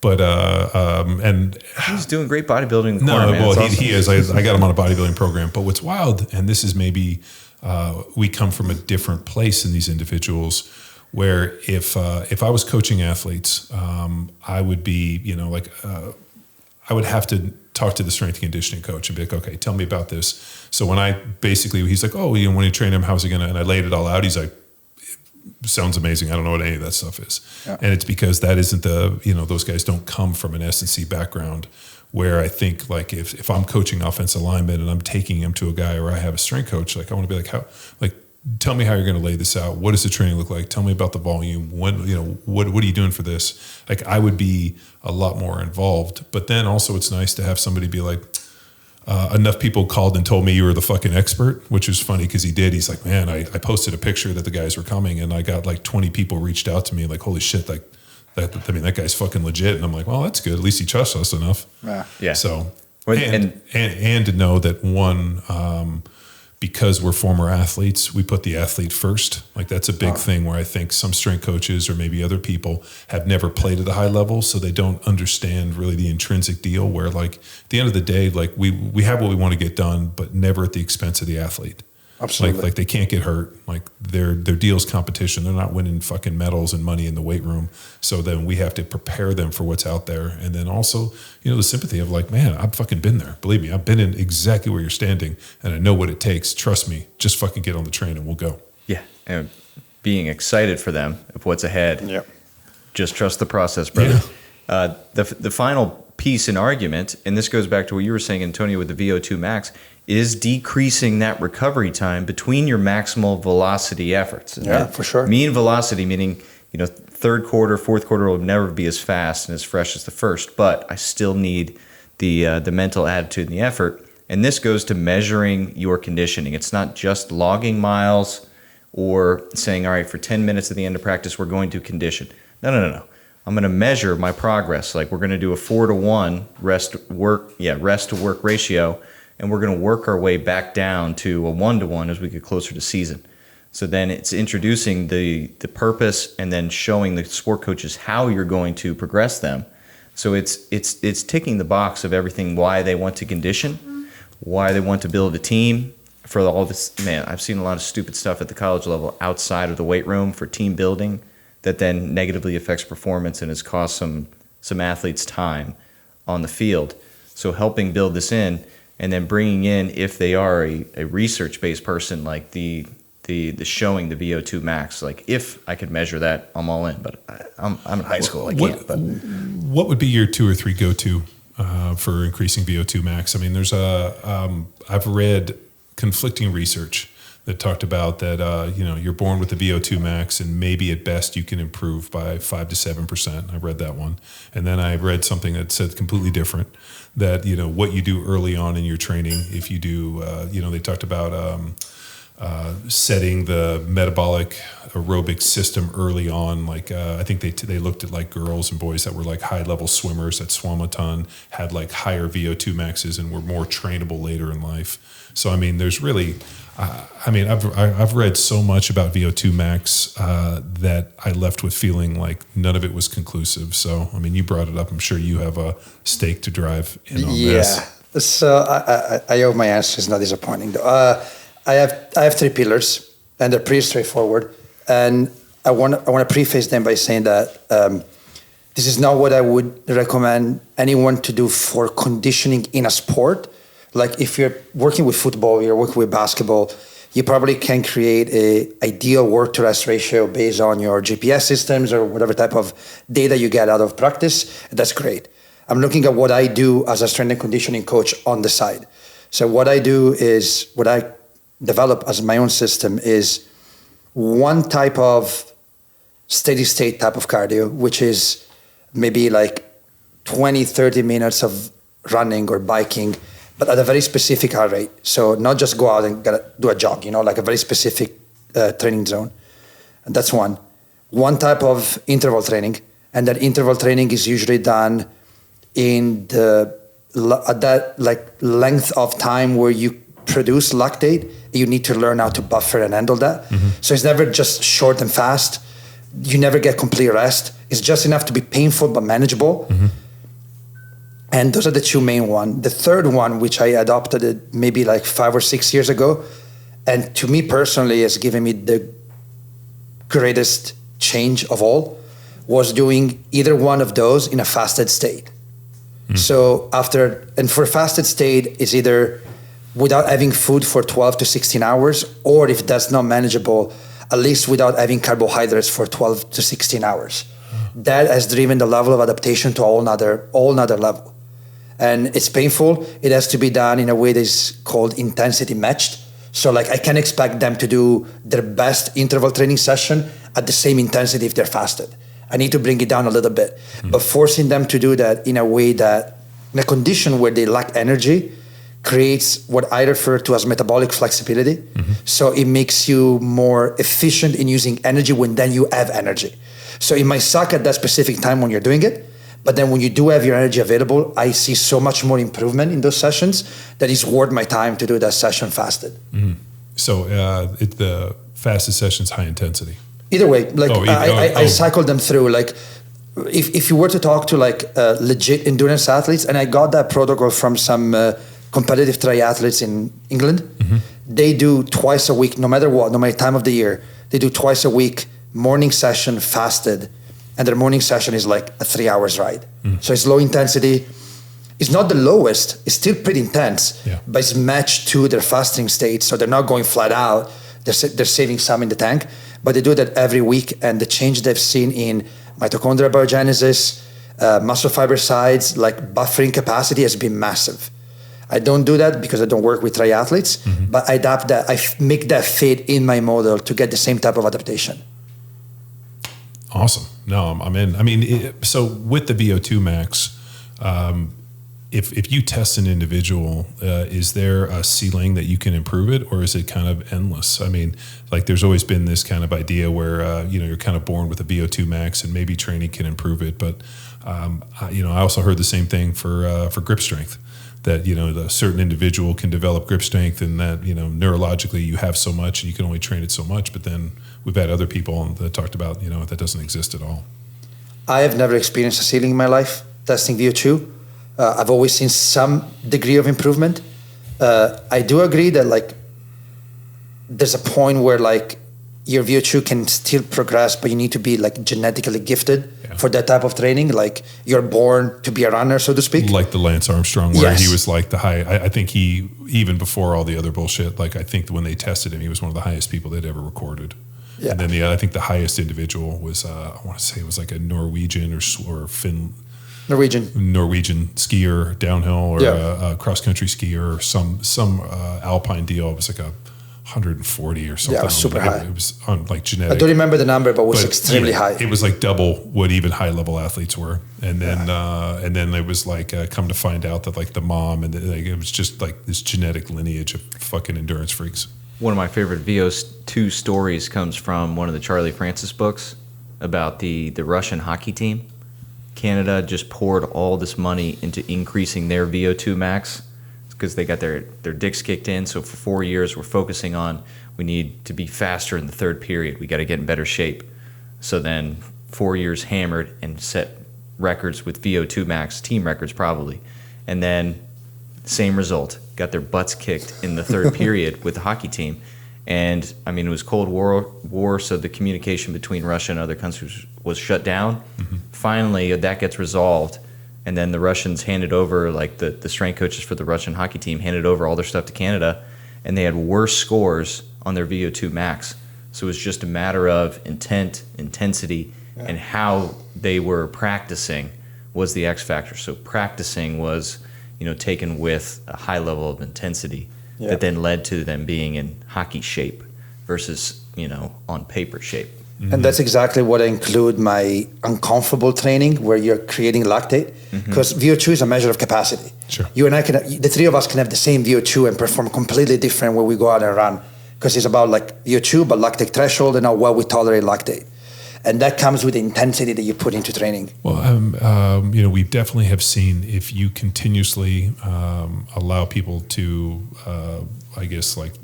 bathe in lactate would be the kind of the way we used to think about it. Like, especially with like the CrossFit, this like really high glycolytic lactate based training. Like after a while, the response, it's almost like kind of like if you stab yourself with a pen once, it kind of hurts. But if you just keep doing it over and over again, it's going to get bloody messy. You won't feel anything. Like that was the analogy where we were kind of doing this lactate bathing. Yeah. And we got to the point where people were, really just excellent at not only reaching that place, but like their adaptation into it. So, I think that's something you can definitely teach if somebody is willing to go into it. And I think the CrossFit taught us that. The problem is we thought that there was going to be all these like physiological and neurological adaptations associated with it. And it didn't work the way we thought it would. You just got better at handling more. Yeah. And then all of a sudden you start, people started getting their, like the, I think it was on Dr. Huberman's podcast. He had David Sinclair that wrote the book Longevity, Lifespan, and they talked about like when you exercise, and this has happened to all of us. Like let's say like we saw it happen to the guys on the assault bike today. You get to that point where you're doing it, and you get that kind of like that little bit of hit where you feel like, holy shit, I think I'm going to die. That's the training response you're looking for, because the genes express in positive ways when that happens. If you don't do that, then your genes actually express in negative ways and try to kill you off sooner. So he was talking the way I dug into that was because I was wondering about like why are we getting like a positive gene expression from like real hot saunas that go into cold tubs, and now contrast has been a real seems like everybody's doing this. And I wanted to know, like, I know why it works. It makes me feel better, but like, what's the actual physiological adaptation? And it was this positive gene expression. Yeah. And then as he explained it, I thought, man, that kind of makes sense in terms of workout. You get into something like you're doing those assault bike sprints, and like all of a sudden you take that hit where you're like looking around, you're like, holy shit, I don't know if I'm going to die or not. And like, that's actually what you're going for. And then when you get to the point where you're doing it and you don't have that anymore, I don't know if it expresses the same way. You just got really good at bathing in lactate. I'm going to throw it out there. No data to support it, but you said gene expression and like extremely like stressful experience is the same thing with muscle hypertrophy.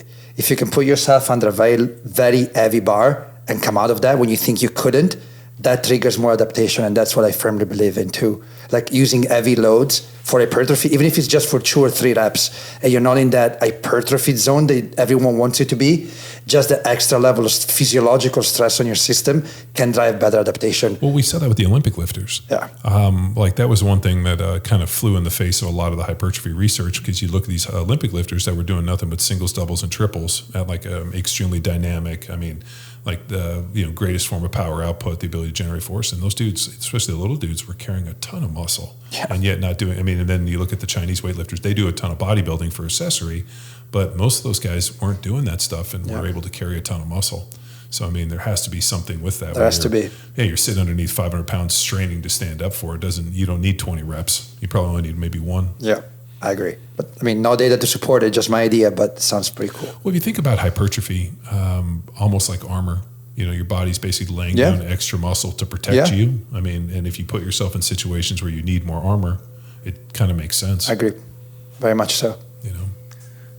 Well, we did touch on this a little bit, and I want to explore the power of periodization. I'll pose this question as a challenge for our listeners that are also following our training programs. We are smart enough to program deload, reload weeks, however we can brand it.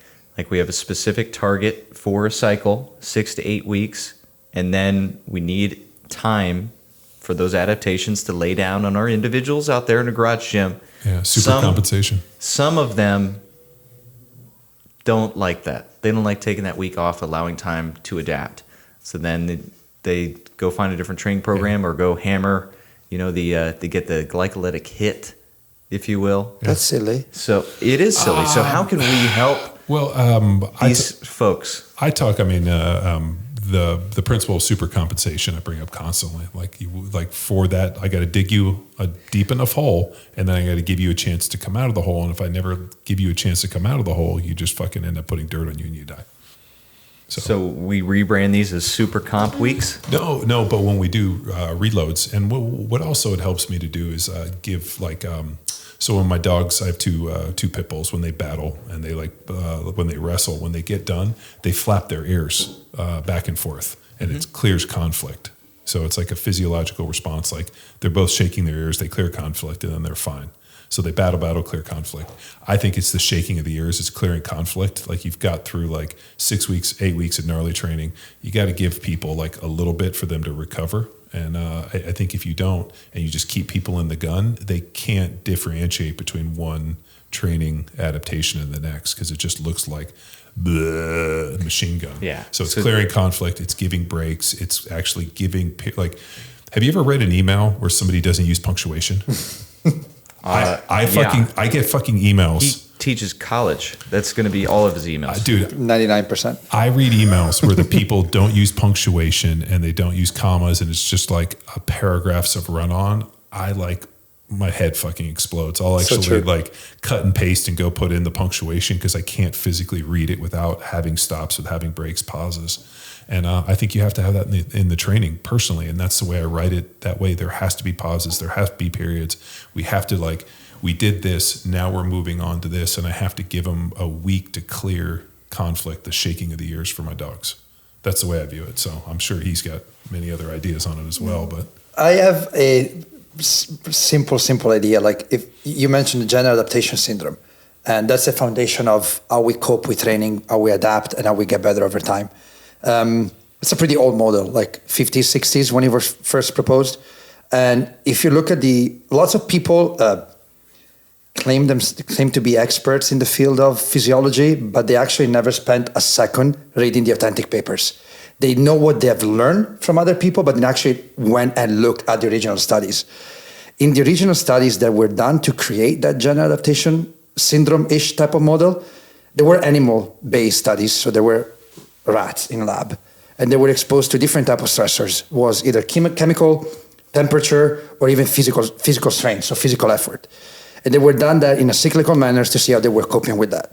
And then they were looking at their medulla, look how much adrenal stress they created and what type of response they had.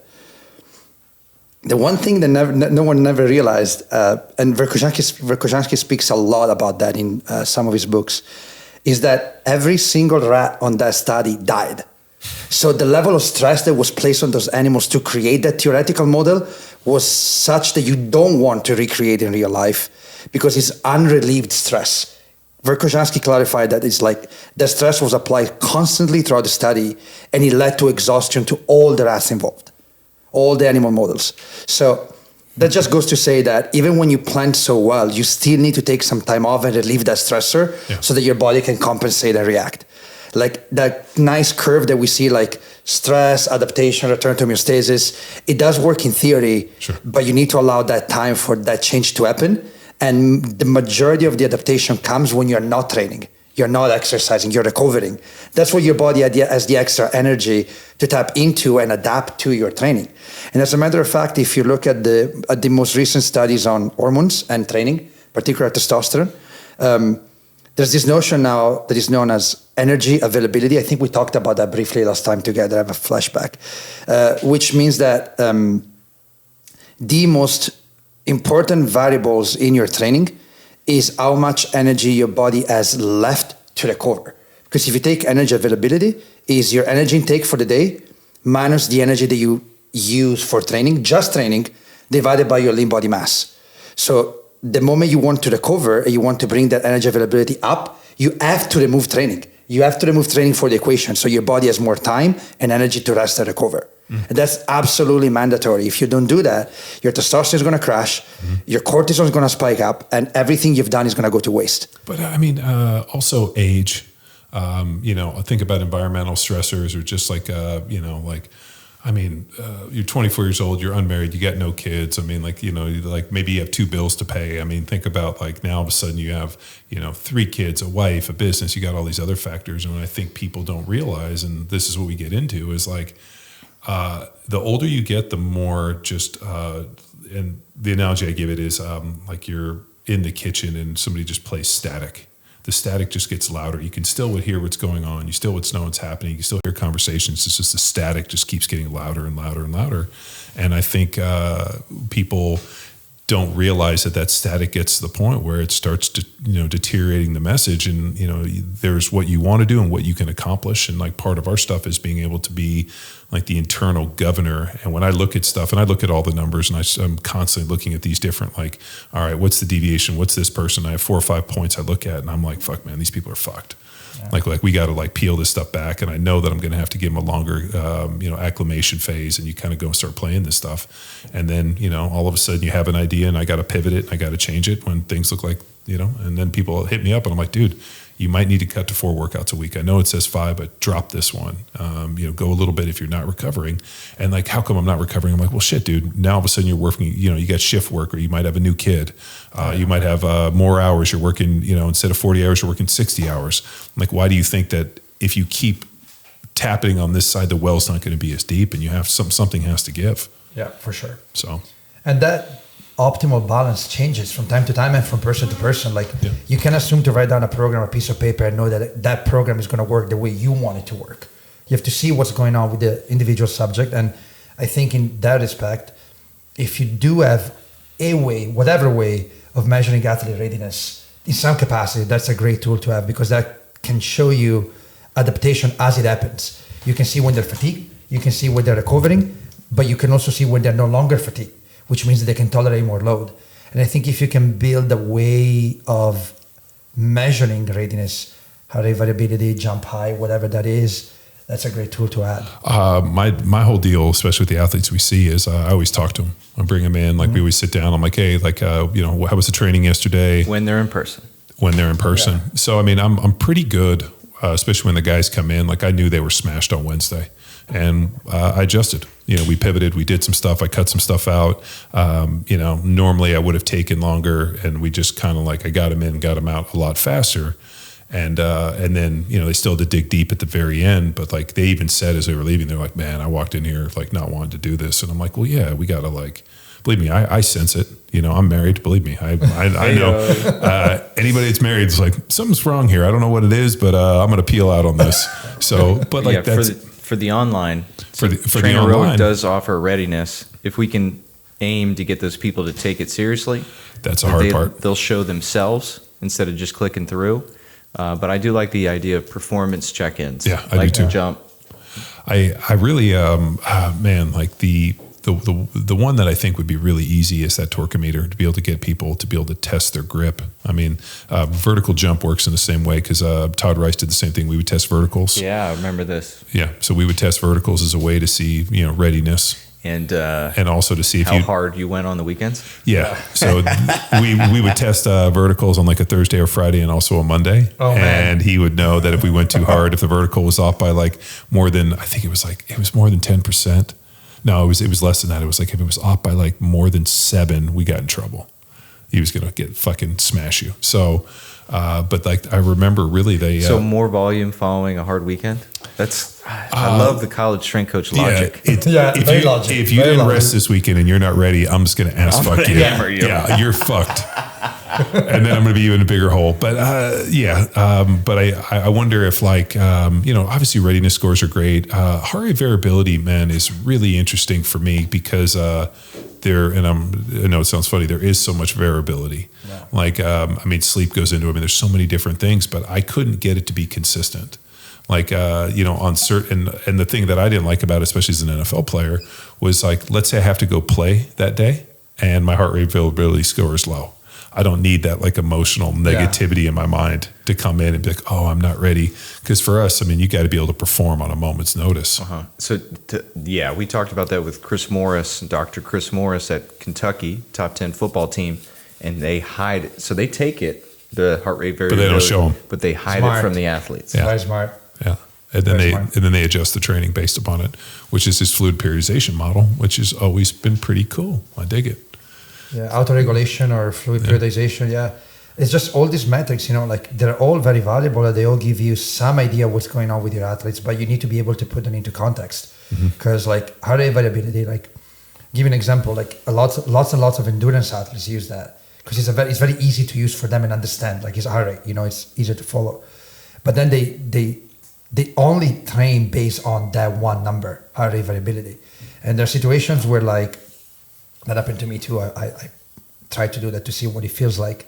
Where like you say you go through intermittent fasting or you're doing a ketogenic diet or you're low on carbohydrates, but you are good enough that you schedule your training accordingly to avoid a burnout, but still your muscle glycogen is getting depleted and depleted and depleted over time. So your heart rate variability might be high at the end of the week. You might be able to go for a longer run or whatever, a marathon or whatever the case may be, but your glycogen is so low that you go out, you try to train at your best, and you crash immediately. You bonk. Because that number has been taken out of context. You can't just look at heart rate variability and hoping that it's going to tell you everything about what's going on.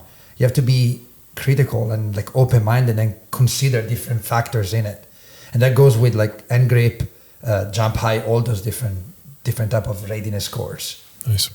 No, I would love to incorporate stuff like that. I wish there was just a really easy one that, we're always looking for like a simple, cheap, something that, people can relatively get. Like we were, using their BFR bands today, and we spent a lot of time developing those because there's some really nice solutions, but they're kind of expensive. Which when all of a sudden you get into $300, $400, $500, $600 for a system, all of a sudden you're kind of coming into this. Whereas you can create like a cheaper, easier price point, simpler. Then all of a sudden now we get greater adoption. Is it going to be as perfect? No, but it's better than nothing. Yeah, it's better than nothing. Well, we do offer the Move the Dirt-esque program that is Grindstone, that we still have the opportunity to move, but then it's a choose your own adventure depending on your feel. Yeah, that's been and time. So here's something that is always surprising to me because my mind doesn't work like that. But like for example, like if I look at a program, I have an ability to see like the kind of like the meat and the potatoes, like what's like what's my proteins, what's this, I break it into food, and then realize that there's certain things like I started programming stuff so that people would have something to do, because if they didn't, they were like little kids who would get themselves into trouble. So my kids, if you leave them alone and you don't have something to do, they're going to find something to break. So instead of being like, hey, I need 4 quality work days, I'm going to prescribe some other days so that you have something to do for those individuals that can't not do something. The problem is we'd run into people like, I can't train 5 or 6 days a week. And I'm like, well, yeah, just cut these days out, do this and this. And that's something that people have a hard time. Like my wife is like, if it's written down, I have to do it. I can't look at it and figure out what's not vital, because if you like, why did you write something that wasn't vital? And I'm like, well, it's a hierarchy. Yeah. Like I have like all the stuff I need to get done. I have this kind of middle tier, and then I have a third tier, which and I have to almost go through and write like extra credit, or if you have time, do this, because if people will have to follow it to the letter of the law. Whereas I look at it, maybe it's like religion, right? You have like fundamentalists where like Jesus walked on water, and then I'm interpretive where I'm like, did he really walk on water, or was that a metaphor for something else? Like what's the story the Bible's trying to teach me, instead of more so like looking at it as like historical accuracy. So that's where my mind works a little bit. I can look at a program and say, all right, this is what we're trying to get done, and this is the other stuff that he's probably programmed so I don't get myself into trouble. Yeah.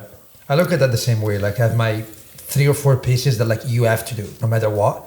And then everything else is like maybe, or if you have extra time, you can do that too. So Grindstone, I actually wrote a program with like, here's my 2 days that you have to get, and then here's the other days that kind of backfill if you have the time. And I think it's provided a ton of, it's removed a lot of training anxiety, which is something that I observed with these programs, which I don't know how to relieve training anxiety other than to kind of give people the license to not do something if you're not feeling it. Like, hey, if you're feeling great and you want to do it, hit this 100 miles an hour. If you're not, fucking go home, go lay down, go put your feet up. Yeah. And when you said the athletes that just, if it's written down, they have to do it. And I'm thinking back to my college coaching days, and I'm like, I had 0 of those. It's just, they don't want to be there. What the fuck is this? What's a power clean?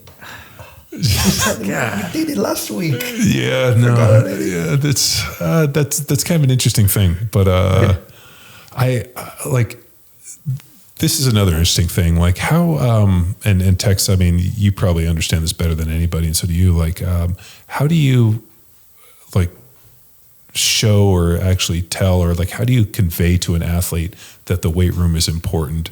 Because like, I mean, maybe in lacrosse, they're like, why are we here? This doesn't have anything to do. I'm a better, like, is the weight room going to make me better?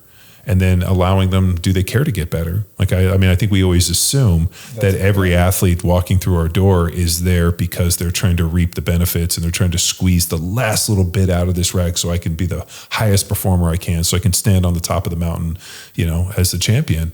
And that's not the case. Some people are just out there to have a good time. And why the fuck do I have to train? I don't really give a shit if I'm better or worse. Yeah. Do you have a take?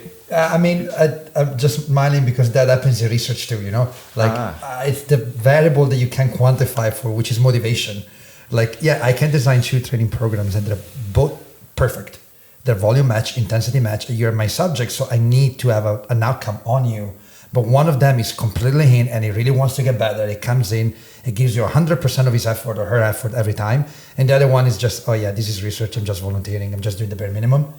And that's going to affect the outcome of your intervention. And that's the same in training. I mean, you can't really account for that. You either are internally driven and you're motivated, or you're not. Yeah.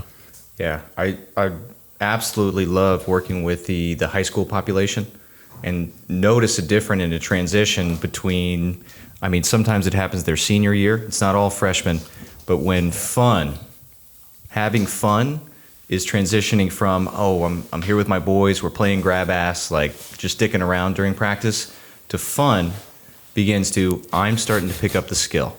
I'm starting to get better at this. I haven't heard anybody say dicking around in a long time. Well, come to a practice. I imagine just a bunch of like voice cracking prepubescent boys on like the threshold of manhood, just out there dicking around with a weapon. Weapon. Yeah. So you start to see shenanigans ensue.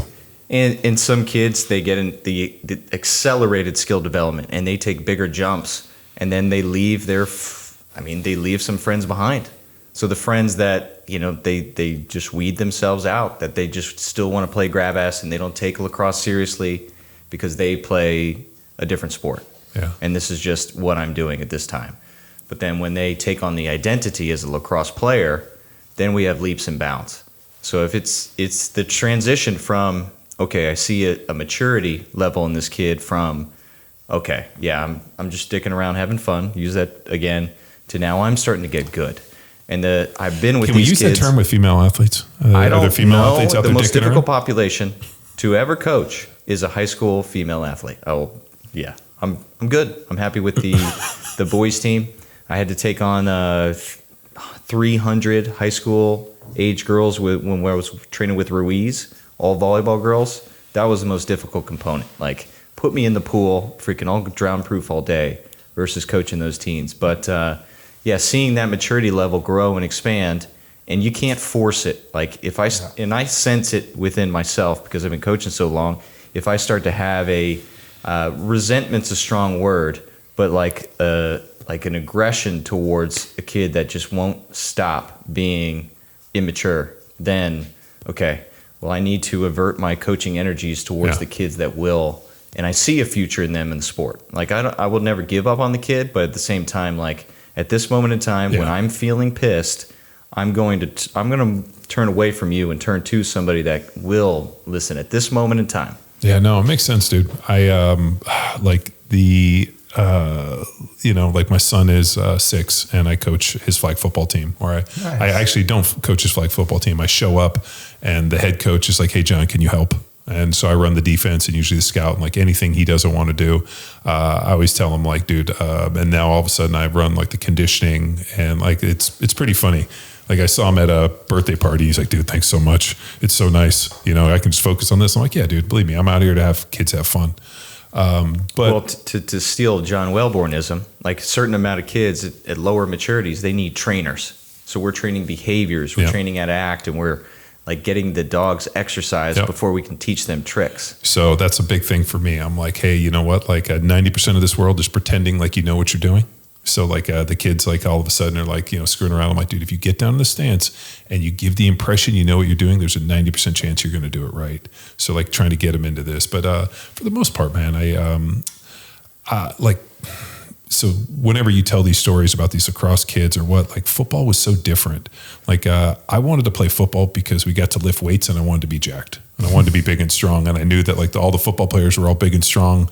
And they went to this place where this room where all these big and strong people were. And I didn't know if it was with what they were doing or it was just osmosis of being around the weights, you got big and jacked. But I knew that like if you went in there and you did whatever they were doing in there, they were going to get bigger and stronger.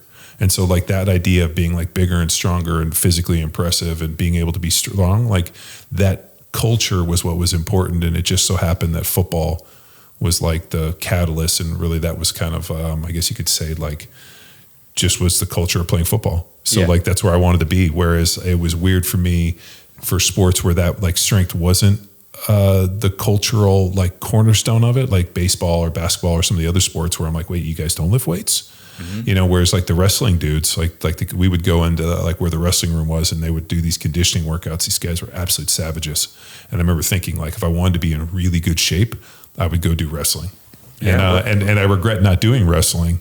I got so many scholarship offers early on that I had this idea that I had to weigh certain and lift weights and do this. And like, all I knew is that those dudes trained so hard and they all like got way skinnier. And I had this fear that like, I would never, like if I lost all that weight, would I be able to get it back? And now I like regret the shit that I didn't wrestle in high school. I should have done that. Greco-Roman. I like the wrestling stuff we do at JITS and all that. Like, I'm so sad, like playing football that would have added such an, like Steve Neal being on my team, Matt Pollock, who's probably listening to this. Those guys were such high level wrestlers and like their balance and technique and strength was so good that I wish I had that piece in my game early on. Well, that's the awesome thing, and I appreciate about football is weightlifting is just so much a part of it. But then working with other college athletes, the coaches understand, you have to go to the weight room, and then the athletes never get buy-in. So some of them, it's their first exposure, volleyball, soccer, baseball, their first exposure to the weight room. And man, some pick it up and click and run with it. Yeah.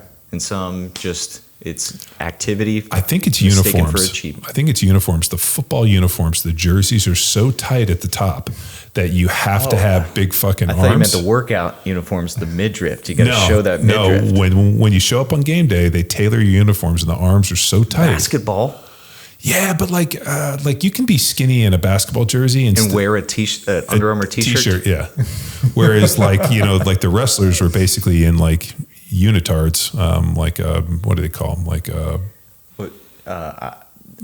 do you say? Onesies? Well, don't you remember in 16 Can or in The Breakfast Club where he's like, I wear the required uniform. Okay. So like, those dudes are pretty fit. So like that, like you have to look the part. So I think any sport where you have to look the part, they see the weight room and being like, okay, I can like, this weight room is going to help me be more jacked to look the part. Whereas like, I think in lacrosse, it's all about being cool. 90-10, John. I got the impression that like how you wear your helmet and your fluff, tilt, your tilt and your lettuce, your flow. Yeah, your flow. Dude, these guys got into like, cool. We had a guy come on that was a professional lacrosse player in Tex, having played lacrosse his whole life. Like there was like a whole like conversation about uniforms and like looking sweet and all this that like completely lost me. Wow. Because but you get it. It's like the cornerbacks on the team. And the receivers. We used to call them the killer bees. So like the little dudes, like the defensive backs and receivers, we used to call them the killer bees because they put so much time and work into their outfits, which was ridiculous to me. It just felt like too much emotional investment. That's the 90-10. 90% how you look, 10% how you play. Whereas for us, that 90% would be like, how jacked do my arms and my legs look hanging out of this jersey? Fuck all this. I just want to look jacked. Whereas those dudes are like, well, I got like 7 streamers on and like 4 pairs of socks. Wow. So I think it was just a different way to look fucking sweet. But now imagine a whole team like that. As an offensive lineman, like to be able to like get your jersey tailored up so your arms, then you're standing out there at Soldier Field in -10 degrees in t-shirts looking fucking yoked. That's what you hope for. And then all of a sudden the announcers would be like, it's so cold out. Look how big that guy's arms are. That's what you want. That's the type of shit you want. Completely different culture. Yes. Well, I the mean, beauty of Texas lacrosse is half the kids played football. Yeah. So we get some of it. But well, it's like I talked with Victor about, man, like, if you're going to go like to these jiu-jitsu, like, anything like the ADCC or this no-gi stuff, like, you take your shirt off, like you got to look the part. Like you got to look like you've done the work. Like an exercise scientist. Yeah. Well, Kind of, yeah. yeah. I wonder with the exercise scientist, if like you show up and like they meet you and you're in good shape, Thank but you. opposed from some other dudes who aren't in good shape, and you're like, exercise shouldn't be anywhere near your title. Like, how do you deal with that one? It's like when I go to see like doctors and they're not in good shape. I say, dude, Let me you're finish gonna the tell cigarette. I'll see it me, inside. you're gonna tell me how to live healthy? No, thank you. Yeah, I've met some really poorly shaped doctors and been like, you shouldn't be giving anybody health advice. I agree. See, I mean, I don't think every strength and conditioning coach should be like a bodybuilder or anything like that. But like, if you have to practice what you preach, like if you believe in the importance of fitness and training and strength training for health and performance, and then you can yourself lift or like at least look the part to some extent, it's pretty sad. Yeah. And there's so many of those, unfortunately. It feels like a lot of research is coming out of Australia. Yeah. Like whenever I look at this stuff, a lot of the sports scientist stuff, like they've gone really big into these sports scientists, their version of, what is it, like the Australia, like their version of the NSCA. Yeah. They have a ton of research, and I see a lot of it coming out of there. Why Australia has why has that become such a hotbed for this kind of sports scientist discussion? I think Australia and England are doing a lot of pioneering work in different aspects of sports science. And I do believe it's because whoever is in charge of making decisions there in terms of like we're allocating funds and money to invest in sport understood the importance of investing in research and good quality research. Like, not all research is the same. Sure. If you're investing in research to drive your entire sport movement to a whole new level, like your professional athletes to a whole new level, you need to do research on professional athletes. You need to do research in a context that fits what you're trying to get. Whereas we get some of, and I say that with all the respect for anyone that does research, but we get a lot of the leftovers. Like, yeah, you want to do research, recruit like 20 DPT students at your college. They're active, they train, they're good candidates for your research. No, they're not. Like, yeah, they can come in the weight room and they can train, but I'm not expecting them to give me the level of intensity and effort and commitment that an elite level athlete would give me. So I think those countries figured out that if there's a better way to do that, that is investing in research at the elite level, and that's what's going to make the difference long term. I firmly believe that, because if you look back at all the hardcore research in the 70s, 80s, and early 90s, where research was still pretty good and pretty solid, it was done on elite level athletes. Like Bosco's work, Verkhoshansky work, they didn't work with anything that was less than a national champion. Yeah. No, I mean, that's why Verkhoshansky stuff was so great. I mean, and the outcomes where people were like, oh, we're unable to replicate the outfits. Well, yeah.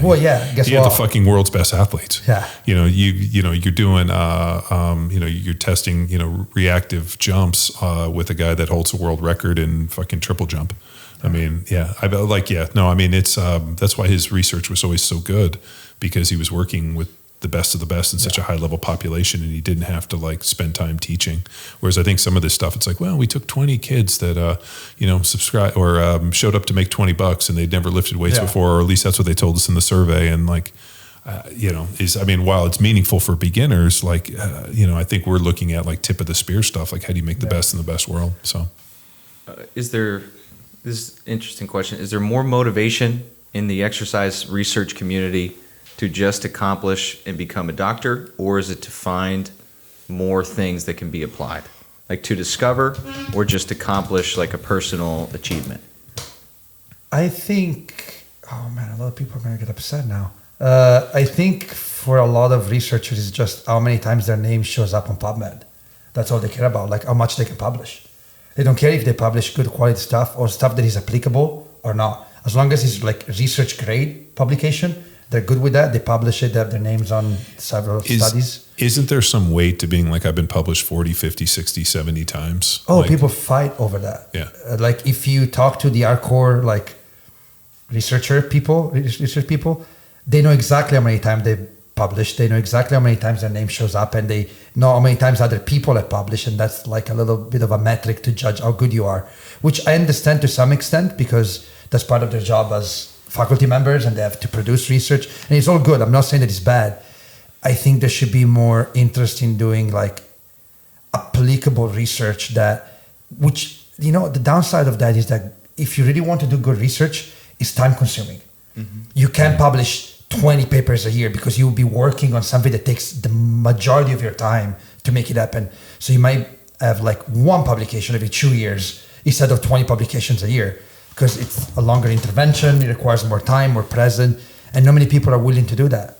But if you look at people like Carmelo Bosco or Yuri Verkhoshansky, like they didn't even bother about collecting data if they didn't see someone for at least a year or two. So it was more time consuming, it was more engaging, and they were coaches too. So they had the time to do that. They had the time to dedicate to coaching and doing research while they were coaching. And that disconnect, that connection now is a disconnection. We only have researchers or coaches. They very rarely work together. That increase the amount of time that you have to dedicate. If you're a researcher, is that different in Australia? Or I think so. I want to believe it is different. No, I think but it's I'm not sure. I think it's very similar because the issue and the pushback is that they're going big into research, but the practical application, there's still a loss. Yeah. That the people are happy to be on the research side and they almost guard it like a little fiefdom, and that it's not. The divide's getting bigger. Like they're doing more and more research, but it's not porting over because the strength coaches aren't as involved. So like they've seen like the rise on research, but the quality of the coach is not as high. And I think that it has to be, as a strength coach or a person that works with athletes, I think you have to listen to principles and then find different ways to continue to stress and see whether or not it works or not. Like if, like we're talking about hypertrophy and part of your research is understanding it. And yet, there's different forms of hypertrophy. I mean, they're not all created equal, but yet if you were to talk to somebody, muscle is muscle. But then we've also seen that, certain muscle doesn't produce more force. And if you're putting on muscle at the expense of not creating more force, is it really as beneficial? It's just making you heavier, Yeah, it's just making you bigger. Yeah, and it's not doing anything to make you more dynamic, which I think at the end of the day, if you were to talk about longevity, I mean, we talk about one of the greatest determining factors for longevity is your ability to maintain muscle mass and how long you can keep it and sarcopenia and this. But, we understand muscle in terms of being able to generate force and using it in interesting ways, not just indiscriminate muscle hypertrophy that's not allowing the person to perform at a higher level. So like for me, for the average person, they would probably they're the same. But for us, we look at them in different context. Yeah. And I think you mentioned before, like the 60s, 70s, and 80s, the Cold War period and all that stuff happening between the US and the Russians. Back in those days, there was a reason why so many countries were investing into sport, because for them, winning a gold medal at the Olympics was a reason to be proud for. Like that was showing how good of a nations they were. Like if you read Medvedev's original book, Computerization, there's so much science in it, but there's a lot of politics too. For them to be able to develop good athletes was a reason to be proud for. Like our country is so good that our athletes are the best in the world. So they wanted to invest in that niche because it was worth their time. And that is long gone. Like we don't look at sport that way anymore. We look at sponsorship, we look at money, we look at endorsement, we don't look at gold medal. As a matter of fact, some of the teams that don't even win still make a lot of money with marketing and marketing campaigns. So it's not about winning, it's about the movement of sport marketing as a whole. It's different.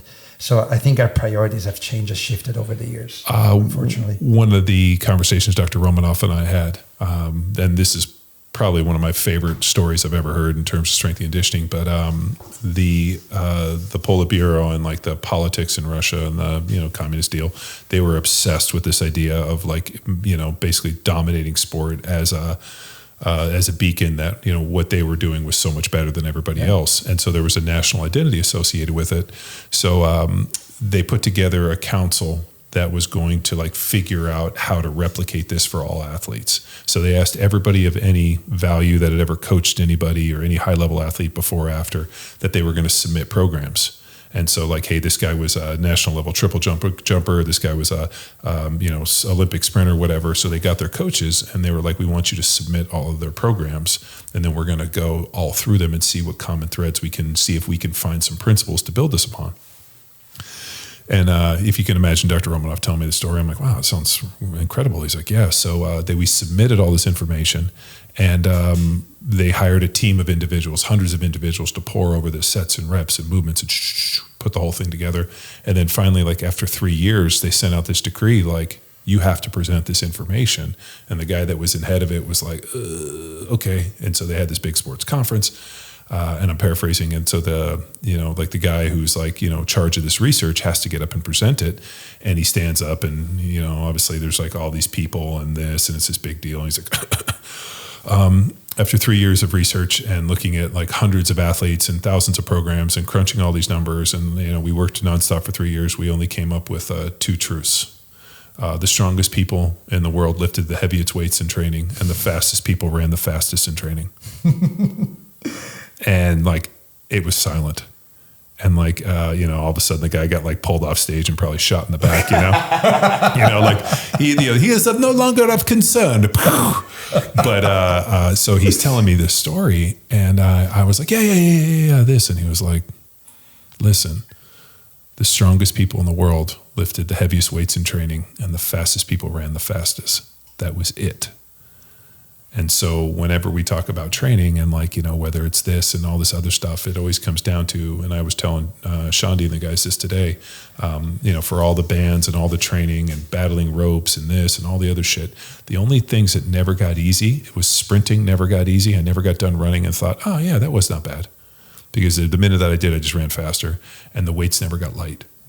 And so from those 2 models, like I was able to discern that a strength program that looks like lifting some form of heavy weights and sprinting and running and rinsing and repeating and doing it with regularity should be the most beneficial one. Yeah. And I just remember like, because people get into this block periodization and this and building up the heaviest or the strongest dudes lifted the heaviest weights, and the fastest people ran the fastest in training. Yeah. That was the only 2 truths they had.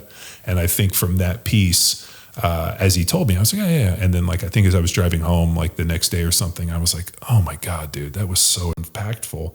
And I think that little story and that little analogy has helped me so much in my stuff. Like, we get so excited with all this information, but you have to bring it back to the basics. Absolutely. And realize that like this thing is, as complicated as we make it, it's still a foundational pyramid. I mean, you still have this, organism that we're trying to drive adaptation, and you got to put stressors in there. And, if it doesn't work, then you got to pivot, and hopefully we get to the end. Yeah, and I think a little story, just a few minutes, but over the summer, we went back to Italy for vacation. And my wife, she's a competitive weightlifter. She has competed for Team USA as well, so she's good. I saw the quads. She's good. I saw her walk in all quads, and she was like, hey, is it cool if I lift? And I'm like, I know you know what you're doing with those quads. So she's good. She's a good weightlifter, And she has competed at national levels and international levels, and she's gone through the whole journey. But she only did that in the United States, so in a little like niche in Southern California. Then we went to Italy, and we were lucky enough to spend a day with the Olympic team there training. And they're some of the best athletes in the world right now in terms of weightlifting. They're phenomenal. And some of those athletes that were there with us training, they were either competing at or trying to win national championships. So they were in a place where she has been to in her career. And then she started making the comparison between the two. Like, she was one of the best athletes here, competing at nationals, medaling at nationals, and she had to juggle between work, school, paying for her own training, paying for her own food, like everything was at her own expenses. And then we saw the guys in Italy and the girls in Italy who live where they train. They're paid to train. Maybe they're not paid a lot, but they're paid to train. They train twice a day. They have nothing else to worry about. The state takes care of everything for them. They're not making big money, but they're capable of chasing their dream and just give that 100%. And you understand that there's a difference. There's a disconnect between the two realities. Yes, you're looking at the same athletes, the same body class, same type of performance, same sport, but they're not the same athletes. It's different. Yeah. Like the number of stressors that a person needs to go through when they have to handle work, family, school, bills to pay is completely different than someone that sits on the couch the entire day and all they have to worry about is like either doing cold bath, lifting, or eating. That's all they have to worry about. Sounds awesome. It's different, Derek Woodsky and I had this conversation. He was like, "Hey, the one thing nobody ever talks about, especially with NFL players, is when you were in college." Like, I was like, "Yeah, we were below the poverty line. Like, our scholarship checks were $740. My mom and dad gave me $300, so I had just over $1,000, and my rent was $475. So I had about $500 to spend on food. And then all of a sudden, you get to the NFL, and you're like, I'm going to eat filet every fucking meal for the rest of the month. And like, you just have more money to spend, and just the quality of food and the ability to access food and not have to go to school and do all that, seemed so much better. I remember walking into a store and being like, normally I'd like walk over to like the, discount meat deal, and you're like looking at it and you're like trying to do this mental math of like, okay, I can afford this and this. And I remember I walked in and I was like, wait a minute, I can buy whatever I want in here. I'm going to get some and it was just Cheese. like, yeah, it was, I've told these guys a story. When I walked in, I realized I could afford all of this cheese because they had all this like bitchin', like, like all this like really cool, like Italian hard cheese. And, now my mouth's going to water, but I remember when Dr. DePasquale did my diet, like the idea of like hard cheeses, olive oil, and meats was like a big part of our diet for the anabolic stuff. So to this day, like a charcuterie board with like that comes out, I'm like, oh, this is like my death row meal right here. But I remember going in and like he would like did my diet stuff, and I realized I was like, he gave me like 4 different types of cheese. It was like, you're Italian, you know all these hard cheeses, but like it was bitching. I was like, I could afford all this stuff that used to be so expensive, but now I got more money. So I know exactly what she's talking about. And then people wonder, like, why are, for instance, Italians in weightlifters or Russians in track and field, where are they that much better? Well, because they believe in what they're doing. They're investing their energies. There's some financial backup. And chances are they're probably also doing research with those athletes. Yeah. I mean, it's the same sport, but it's not the same type of athletes. Who was she training with? Sean Waxman? Or where was she training? Yeah, she never trained under Waxman, but she knows Coach Waxman very well. Mm-hmm. She trained under Bob Takano for many, many years. Yeah. And now she's training under Chris Asoka weightlifting. Okay. So she's been around for a while. She's nice. Yeah, no, I mean, that's, right where I'm from. I mean, I'm from Torrance, Palos Verdes area. So, and we lived in Orange County, so I know all those guys. So Chris is in Orange County. We live in Long Beach, so we're in that area for sure. Yeah. Nice. Cool. Yeah, that was a very, very interesting experience for sure. Yeah. Cool. Anything else? That was awesome. I love the in-person, especially on the second time around. I think once we get to know somebody and then we sit down in person, we're excellent at breaking bread and having some fun. Awesome. Well, cool. Well, thank you, Doc, or soon to be Doc. Yeah, thank you for having me. This was great. Awesome. Well, enjoy Austin. Yes, I will. will. And all it has to offer, and the racing and everything. The barbecue. Yeah. Lots of barbecue. Go eat it. Cool. Well, thanks for tuning in. Bye. Thank you.